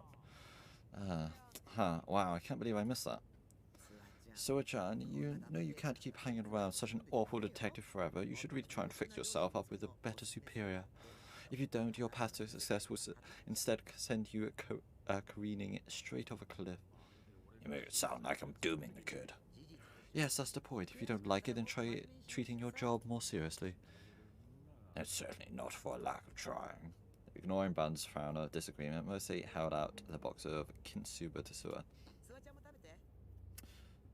Take a couple, Suo-chan. Oh, thanks, miss. Just so you know, I bought those with my own money. Well, sir, thanks for treating me. When he saw his subordinate bow his head and reach for the Kintsuba, Ban let out yet another sigh. What is Kintsuba?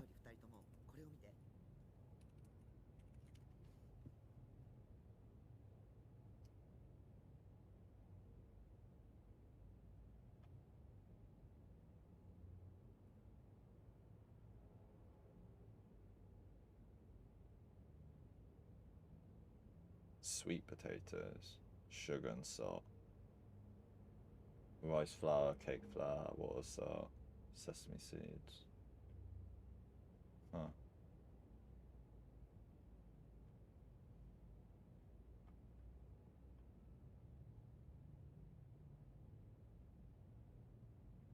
Interesting.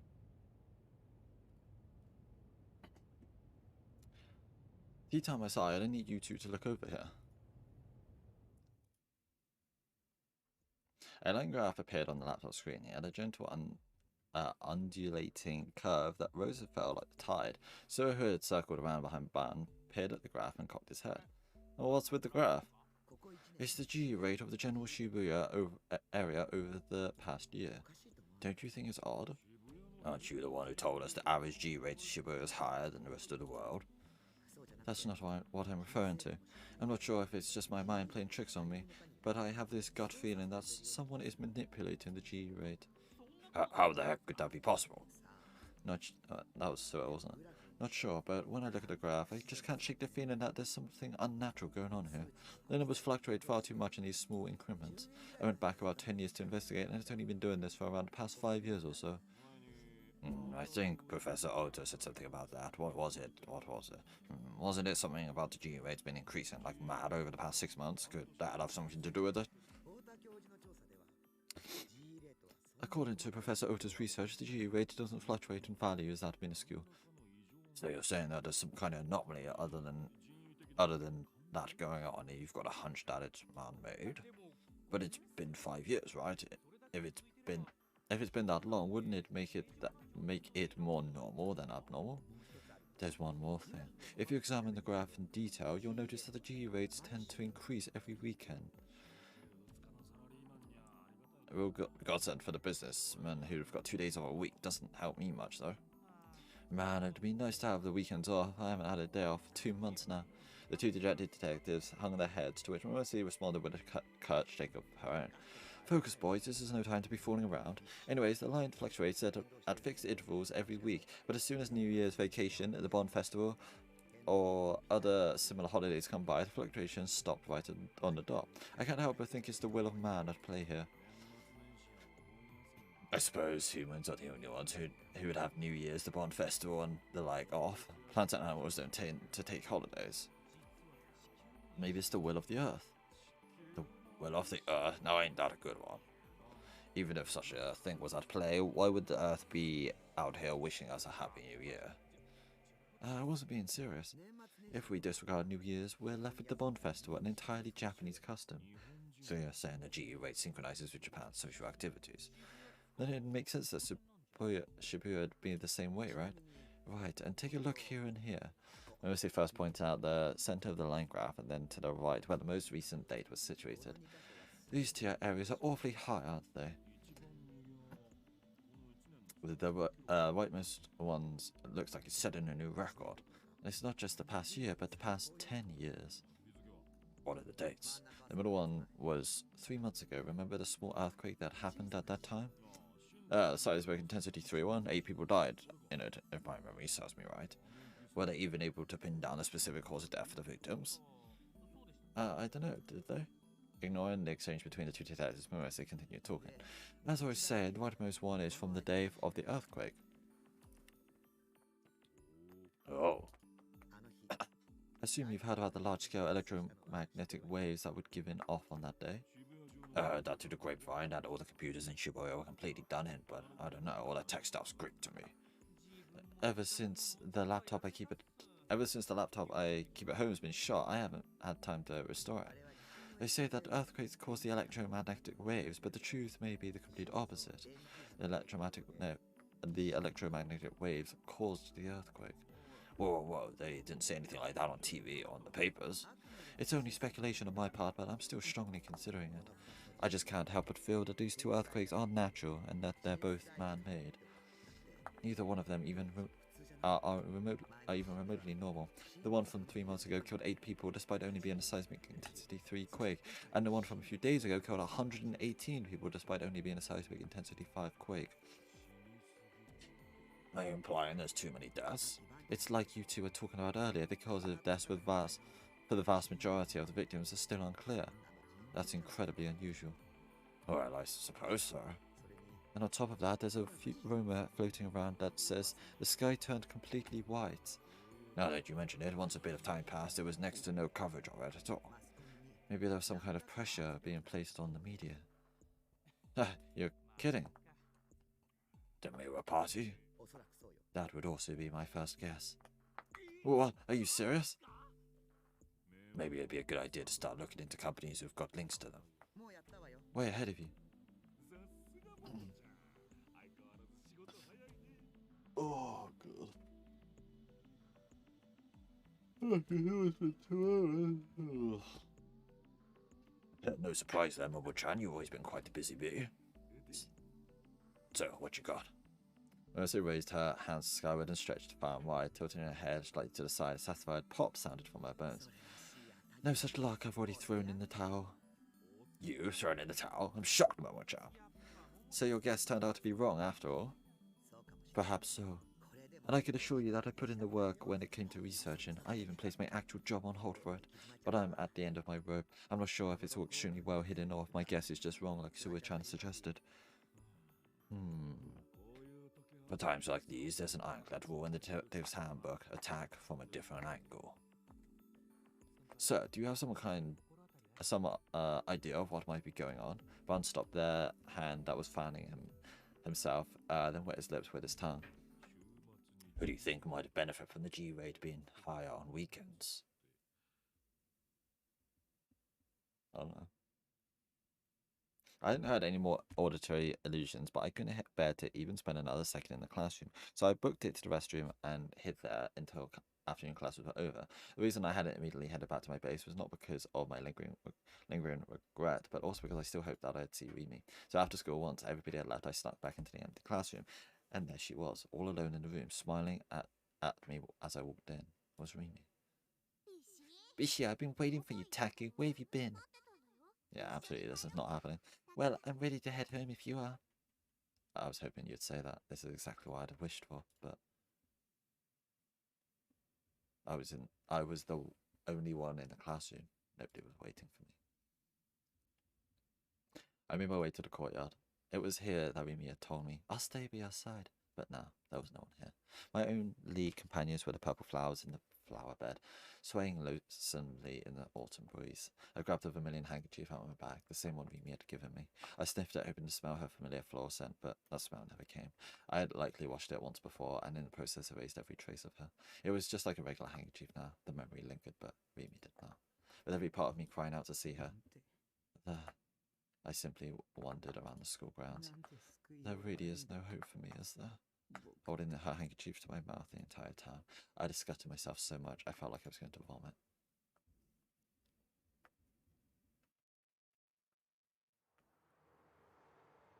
After leaving the school, I began to walk around aimlessly. I didn't care about anything anymore.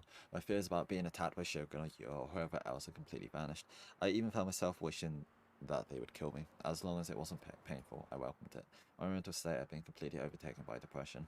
When my gaze happened upon it, the scent of Shibuya was so bleak, it only served to accelerate the depression all the more. Not a single smile could be seen on the people walking down on the street. All they did was scowl grimly at their surroundings. It gave the place a particularly stark atmosphere, one where it felt as if a fight could break out between the passerby at any moment. Stores that were normally be filled to brim with people had their shutters practically bolted to the ground. Just by walking endlessly through Shibuya, I'd already come across a ton of them. I'd also noticed that there were less cars on the road than usual. The jumbotrons had always blared through the streets that were completely silent, and in their place was the incessant sound of police sirens, car horns, and various car screechings in the distance. There wasn't a single trace of the mess I'd caused in front of the station a week ago. Even if I hadn't disappeared from the people's memories, yeah, the city's memories may have long since driven me to obscurity. How nice it would be if I too could wipe away my memories. To know nothing, to be ignorant, to remain a fool. I was sure a person like that lived a full life of sunshine and roses. Ignorance is a sin. People claim ignorance is bliss, but that's simply naive. I had a feeling Senna had said that to me, but was it really being so wrong, being naive? People, me, none of us are that strong. I was always wishing for something to save me. I couldn't do anything on my own. I didn't want to. I stood in the middle of the road and closed my eyes. The most agonizing thing about all of this was that I barely understood what was actually going on. Things like Shogun and D-Swords were things I didn't want to know, but I'd ended up learning about them regardless. However, if you were to ask me what they were, I wouldn't be able to answer. I didn't know the answer. Maybe I should just die. Looking to the top of the O-front building, I thought that to myself. If I were to die, would my memories maybe my memories would reset and I would get to play again. Hey, person controlling me, what do you think? This current playthrough is a complete and utter failure. You made a mistake by allowing your joke of a character to grow in levels. You should have just made me more like a hero. You should have made me actually cool. You should have made me more sociable, respectful to women, and you should have given me a passionate sense of justice that would allow me to empower the weak. As I am now, I can't beat the final boss. I can't beat the game. I can't do anything, so please, don't expect me to. Reset the game, please. I'm worthless like this. Erase me.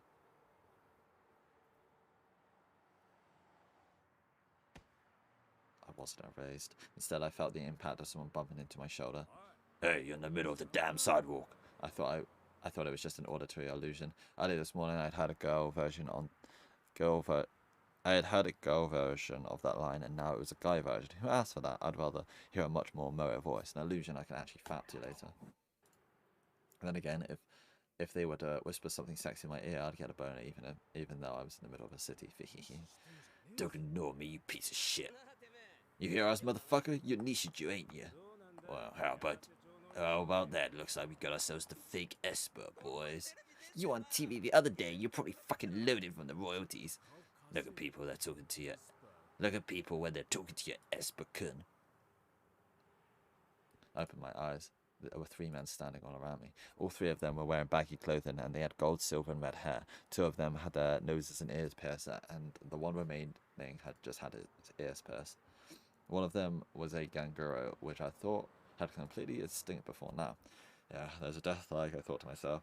So this was that bump into confrontation kind of death-like, huh? There really was just one after the other today. Whatever, I don't care anymore. Just hurry up and kill me. Once you do, that's the game where we set, and I'll be born anew. Do you have a knife on you? Make sure that you stab me in a way that I'll die instantly, alright? I was so scared, my legs were shaking. Help me! I shouted out instinctively, though it had been closer to a scream. I didn't care how it made me look. Someone help me! I didn't want to die. I didn't want to die. I didn't want to die. I was lying about not caring anymore. My situation might be hopeless, but I still didn't want to die. Shut the fuck up. One of the Dokuns covered my mouth. I couldn't speak anymore. They grabbed my arms from both sides. If you make a single fucking peep, I'll fucking end you right now. I stopped resisting. They dragged me to a deserted alleyway. No one would go anywhere near Gwenny the entire time, so I decided to launch a preemptive strike against the 3 men. I'm sorry. I got down on my hands and knees and apologized in a shaky voice. I'll give you all the money you want. So please, just let me go. I held out my wallet to them. The Dokuns snatched it from me. Oh, what do you know? You are fucking loaded. You're the Esper boy that keeps on giving. You're a real nice guy. I like you. Still on my hands and knees, I breathed a sigh of relief when they said that if he liked me, he was probably going to let me go. You can become one of us. Admission fees 1 million yen, and it's mandatory. I would ask you to pay right away, but I'll give you till tonight. Well, since I'm such a nice guy, I'll slash the fee in half if you show us one of your Esper powers. What do you say, eh? He told you to show us your psychic powers. Can't you get it up? Can you fucking do it or not? I felt a sharp pain jolt through my side. Felt like he'd broken my ribs. I couldn't breathe. I nearly lost consciousness. I was dizzy. Right as I thought that, Doku's foot came into view in front of me, then aiming directly at my face, his shoe shot towards me at tremendous speed. Uh-oh. What just happened? I thought I felt an agonizing pain radiating from my face, but it might have just been a delusion. I tried to open my eyes, but my eyelids refused to move. The darkness wouldn't go away. Fuck, you out already? What do you do? What do we do? Should we just leave him and take off? Come on, don't you think we should wrap him up a bit more? That's what Darth Spider guy told us to do. Oh. I was sort of thinking, I wonder if these are just some like hired guys rather than just like random guys off the street, but that's interesting. Yeah, he wanted us to beat the living shit out of him. Maybe they hate this guy so much they're willing to pay someone else to do it, but they can't be fucked to do it themselves.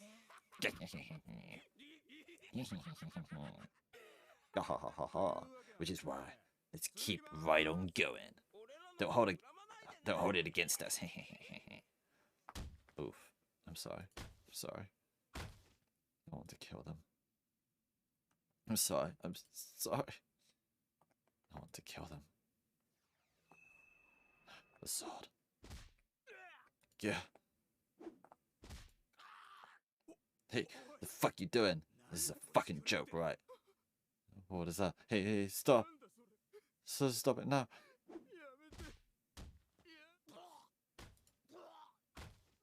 Is that him? Did someone come to my rescue? Oh, that was a bit spooky. The pale evening sun shone through the window of a hospital room. A light singed red by the twilight divided the room in 2 distinct parts. One captured by captivated by light and one dominated by darkness. What was illuminated by that? Was a bed adorned with pure white sheets. On the bedside table was a handheld video game console. A number of academic books lined a nearby shelf, neighboring by the muted pink petals of an arrangement of cosmos flowers resting in a vase. The room was neat and tidy. Nothing moved, nothing stirred. It was a space where time seemed to have come to a stop. The window cut into the evening sky, and by that window was a small figure sitting in a wheelchair. The figure's back to the window. He remained still and motionless. His breathing was so light, and the intervals between each breath were so long, one might think he was already dead. His skin was covered with wrinkles. His cheeks were hollow. His eye sockets were sunken in. His skull was barren. With these features, it was often questioned whether he should be referred to as a young boy or an old man. His shadow, which he had dubbed Shogun, extended all the way to the door of the room. It's his shadow.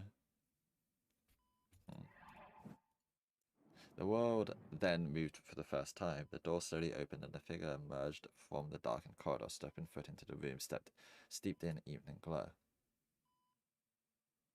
Sakihata Urimi did not fully enter the hospital room, instead choosing to remain at the entrance. Her expression, illuminated by the setting sun, detailed how the girl had been deep in thought. Can we stop now? I'm sorry to say this, but that boy, Nishijo Takemi, should just be erased.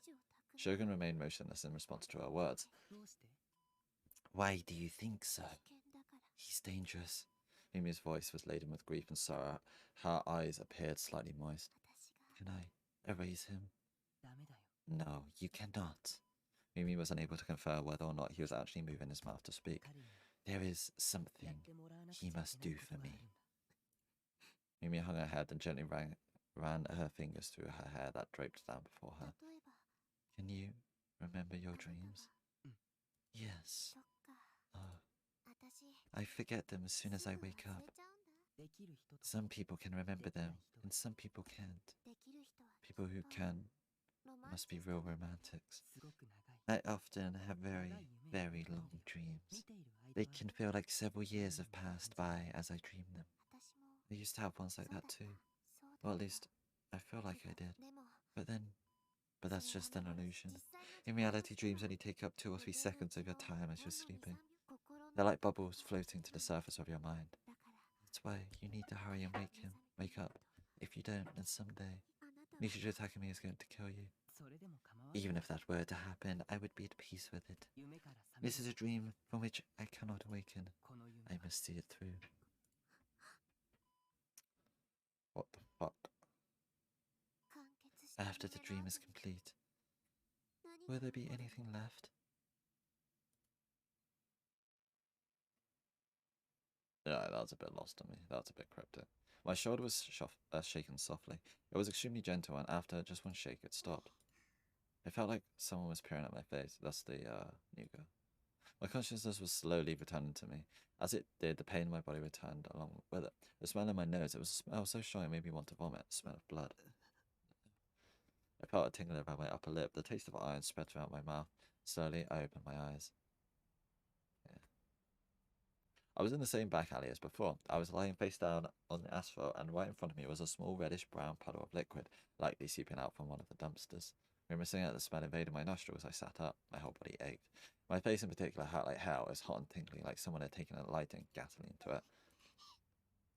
Right beside me, a girl I recognised was kneeling down and looking at me. She looked like she was about to cry.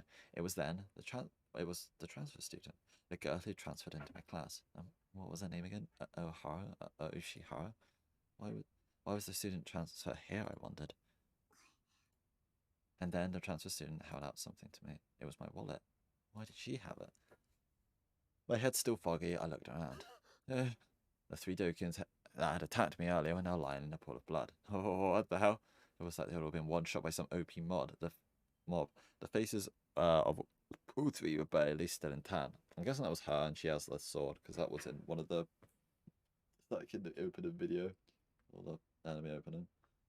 But it also showed that Nanami had one too, which seemed a bit weird. I feel like Nanami has some smaller powers. But she definitely seems like a sus one. Were they dead? None of them moved a single muscle. No. Was this the new 7th new gen case? Who the hell would do something like this? Had I? The transfer student then stood up and beckoned to me. I was completely pale. She alternated between looking at me, who was still very confused, and the 3 collapsed people. Tails whirred up in the corner of her eyes. Suddenly, she grabbed my hand and took off running with me in tow, staggering every once in a while. As soon as we reached the main street, the transfer student let go of my hand. We hadn't run very far, but she was already out of breath.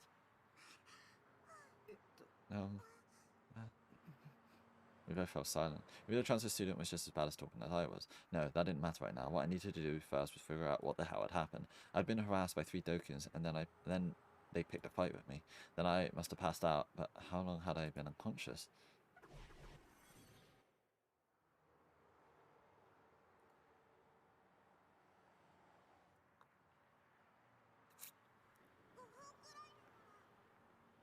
About 5 minutes?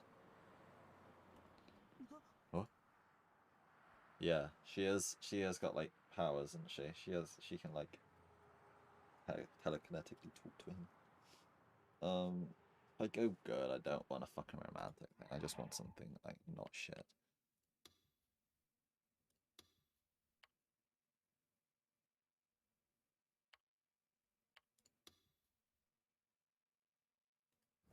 Psychopath.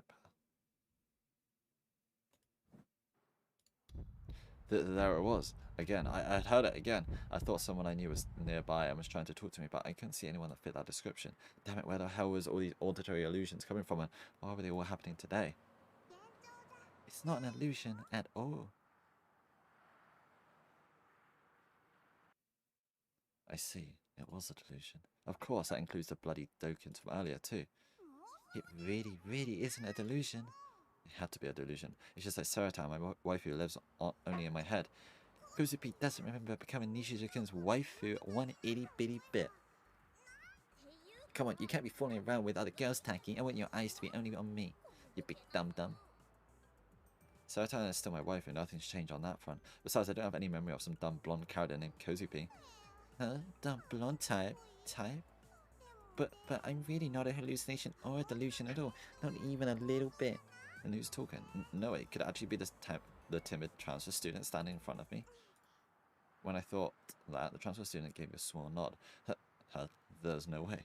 What just happened had to be a coincidence. Maybe I'm mistaken, and it just looked like she nodded at me. I said Kozupi is Kozupi. There's no way any of this is true. Hey, I'm not a telepath, not even close. How does Kozupi get Nishizukin to believe Kozupi? What the hell is an un-you? For some strange reason, the transfer student looks sad. Damn it! Now that even I'm getting somewhat depressed.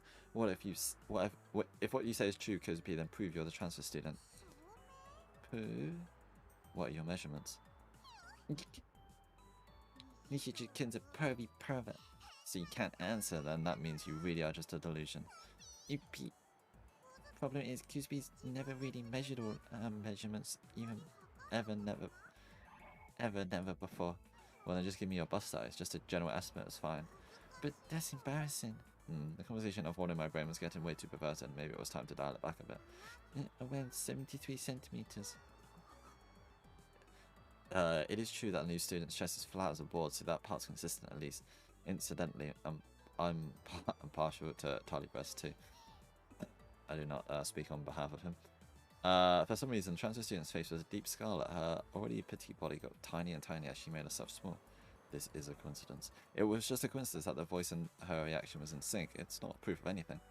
But Kozupi answered what Nishizukin told Kozupi too. Well, yeah, but I have no way of knowing your actual bust size, and I'm sure you just asked someone to arrest me if I try to measure you myself.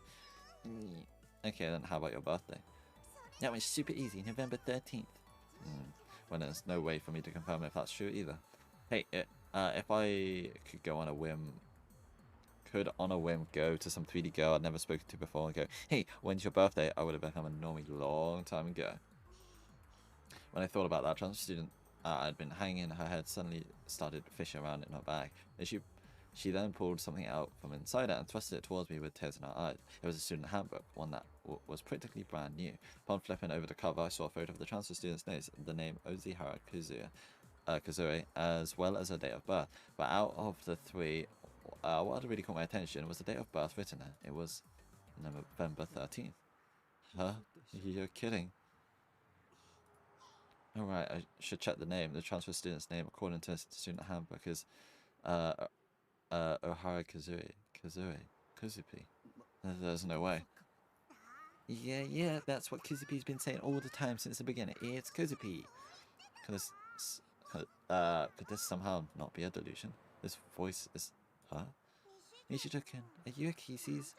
Transfer student, her head still hanging downwards, glanced up at me and pointed at my face. Her fingertip was trembling. Your nose is going dribble, dribble. I touched my hand to my face. The bottom of my nose was slimy. My nose was bleeding. The transfer student offered me a tissue. I took it from her and wiped away the blood, but I was still feeling very uneasy. Transfer student is... Kuzupi, righty? Kuzupi isn't moving her mouth. She isn't talking, so why can I hear her voice? It's the voice of Kuzupi's heart. Enough with that obnoxious speaking style. I can't stand when people do that IRL. Sorry. Wait, you can hear my inner voice too? Yep, Ozupi can hear it. Oh, why didn't you just talk to me normally? Because it's embarrassing. Oh, I know how you feel. I'm like that too. When I said that, she scurried around me like a chipmunk, glanced at me, and started walking towards the station by herself. Kuzupi thinks that Kuzupi and Nishida can go now. Why? Confused, I followed her. As I walked, I noticed something. There was a stabbing pain in my side. The pain throbbed every step I took, so I was forced to stop. I gripped my side and took a breath. There were people everywhere. I hated Shibuya with a burning passion. It felt like everyone I passed by was laughing at me. It felt like everyone was watching me. It felt like everyone knew my face. Don't look at me. Don't laugh at me. I want to find somewhere I could get away from it all. I need a place to rest. Hey, Kizzies, there's a really nice place around here. Just follow Kuzupi.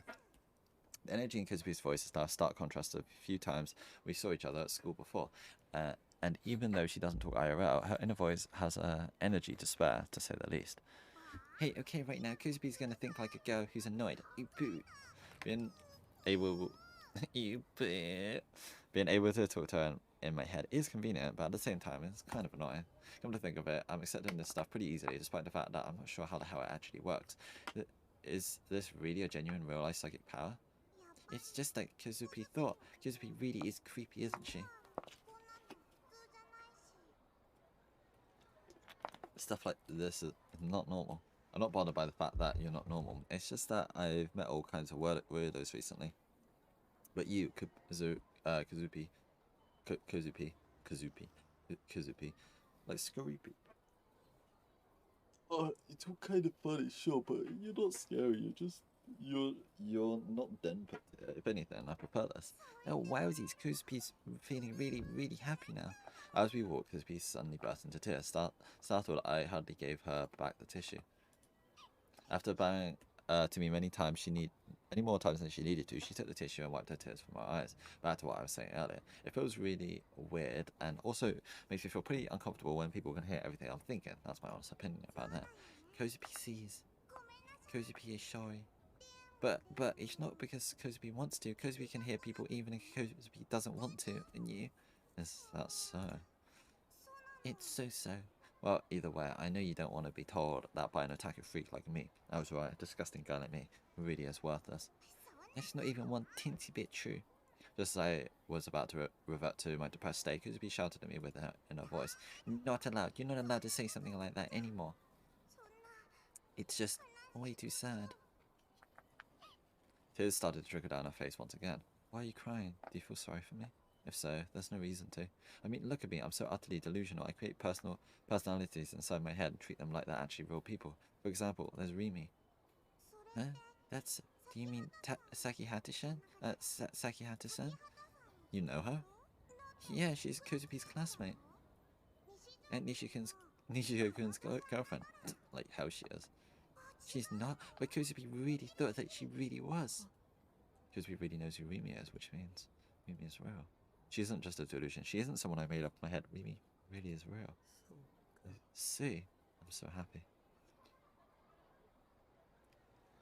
But if that's really true, then why hasn't she contacted me a single time? Maybe the Ophant incident really did make her fall out of love with me. On the day after the big earthquake, Sakihata-san left school early. She looked super duper pale. After that, Sakihata-san stopped coming to school at all. Maybe something sad happened to her family. Maybe. Is that so? I felt like I'd been saved. Now Now that I knew that Remy hadn't abandoned me, I genuinely felt like I was about to burst into tears. If it's really true, if Remy really isn't a delusion, then I actually have a reason to go to school, to see Remy again. So until I see her once again, I'll try my hardest to. Be careful. Huh? Nishizuki Kozupi didn't tell you because Kozupi thought you were going out with Sakihata-san, but Nishizuki-kun's gotta be careful around Sakihata-san. What do you mean? Nishizuki doesn't really know Sakihata-san. Again, what do you mean? What do you mean I don't really know her? What do you mean? Because of the crucifixion? Or is it that even though I'm supposed to have been classmates with her since first year, all my memories of her are missing? Is it true that Rimi's still a bit of a mystery to me? It's true that Rimi's still a bit of a mystery to me, but she saved me over and over again. Whenever I'm scared, she tells me that she's still at my side. She's not my enemy. For some reason, Cosby looked a bit unstable. When you think that much stuff all at once like that, Cosby can't keep up. Sorry, this is just pretty new to me. Whenever I have a conversation with someone, I always end up not being able to say even 20% of what I'm thinking before it ends. But when it comes to this mental stuff, I guess I just can't keep up. Can't help but talk too much because I think too much. I guess that kind of applies to you too. I never would have expected you to talk so much inside your head, that is. It's kind of only barely feels like I'm talking. Because we just thinks and then it comes flowing in. Because we just thinks that someone like beep beep and then someone goes bang boom back at me. If you're not used to it, then your thoughts and the other person's thoughts get all fumble jumbled up, and they say yeah. That's just how Kusby thinks about it in Japanese, please. I can kind of understand what you're going for though. I think you're trying to say that you don't have the real subtlety or nuance of actual conversation. There's nothing like, for example, looking at the other person's expression and then deciding that you're no longer able to bring yourself to say what you wanted to say because of it. If people's thoughts just leaked out wildly, then you'd no longer be able to read the room. The transmission isn't one way, but it isn't two way either. It's like having to pick one arrow out of an avalanche of other arrows, all of which were flying in different directions, all while somehow ignoring all the other ones you didn't need. You'd have to tune out the excess noise, which is why it feels so comfy, like you're so much closer to someone. But it's a lot more easier to get hurt too. For a moment, Kuzupi's expression clouded a bit, but not long after, a tearful smile arose on her face. Hey, it's Nishizukan's first time with her, but you're already super duper good at it. Your beep, beep, beep, beeps match up really nicely with Kuzupi's. Beep, beep, beeps. Are you trying to say we're on the same wavelength? Yeah, wavelength. Okay, I guess it's probably because I do something similar with Saratan pretty often. But back then Nishizukan was super scary, oopie. Back then. This morning in the classroom. Oh god, that reminds me, I think I had a really stupid delusion this morning. That's why Kuzupi went for yeah, and then Kuzupi just ended up talking to you all of a sudden. Though to be on a nest, Kuzupi decided that Kuzupi should let as little people as possible know about Kuzupi's power. Wait, you don't understand. Back then, I was just really desperate, and at the end of the day, it was just a delusion. Who am I kidding? You probably hate me. Kuzupi's sure that if Nishizukan really did do that, Kuzupi would have killed him right then and there. Huh? She just said such a disturbing thing so innocently. The contrast between the two extremes sent a chill down my spine. Remaining silent while still communicating in our head, the two of us passed through Sentai and came out on Inokashira Dori. From an outsider's perspective, do the two of us look like a brand new couple, walking in silence without even looking at each other? Frisbee let out a crazy loud gasp next to me. Her eyes went wide. Then she looked up at me. A couple? No, it was just a random thought. A random thought. Phew, Kuzupi was about to get Fuya all over again. I thought Nishizuka had made a lovey-dovey confession to Kuzupi. I'm so sorry. And it really just sucked trying to think when someone has to listen to every thought you have. Whenever I was talking to Kuzupi, it would probably better for my mental health if I avoided any unnecessary delusions as much as possible. So Kuzupi wants to ask Nishizuka something. It's about last week when Nishizuka was on TV. Even if I told you, you wouldn't believe me. That's just an assumption, Ipu. Kuzupi was down below back when it happened. Down below? At Scramble Crossing in front of Hachiko's ticket gate, Kuzupi was just happening to pass by. Back then, Kuzupi could hear it the whole time. Kuzupi could hear Nishizuka's voice. Stuff like, I want to save Nanami-san and I gotta save her. Kuzupi heard it all. Did my inner voice really reach that far? It's a surprisingly long way from the roof of Ophron to the ticket gate at the station. Yeah, and that alone shows how strong Nishizukun's feelings were back then.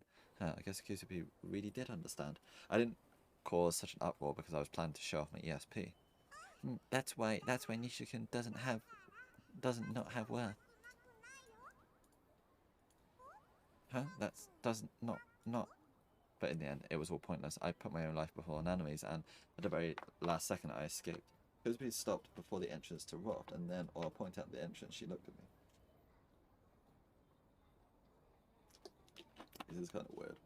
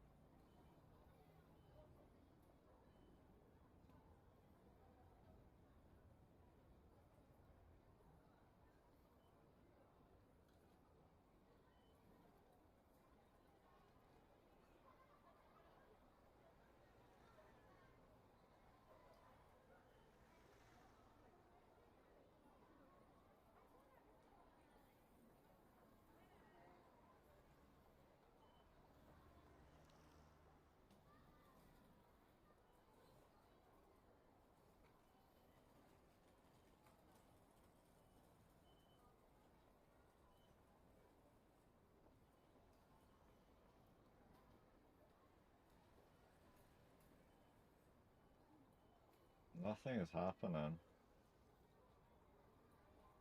Literally nothing happened there. Oh shit. 3.8.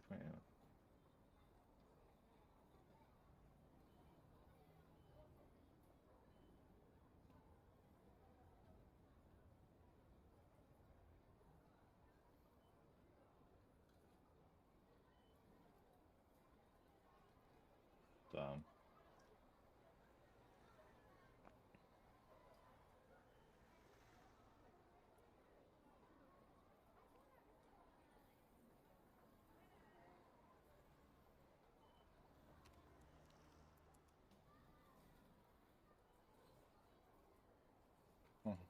That's crazy.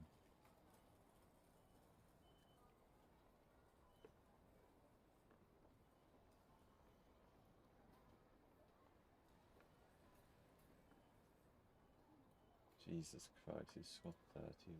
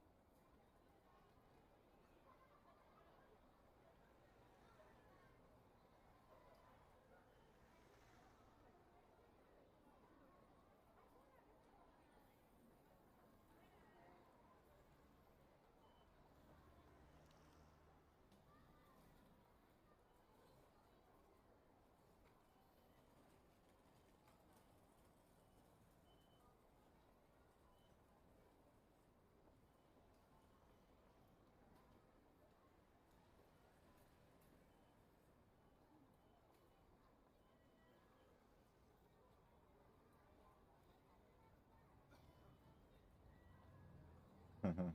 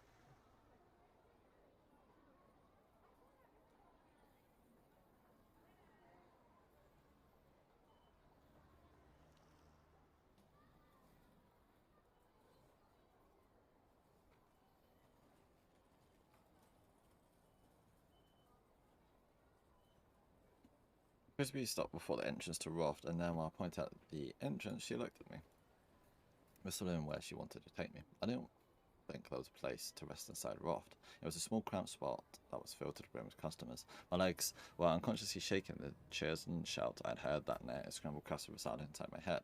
I don't want to go to places with lots of people. I want to get inside there, there'd be nowhere to run. Would it be okay, Nishijukin? I'm gonna leave it there. I'm getting a bit tired. I need foodies.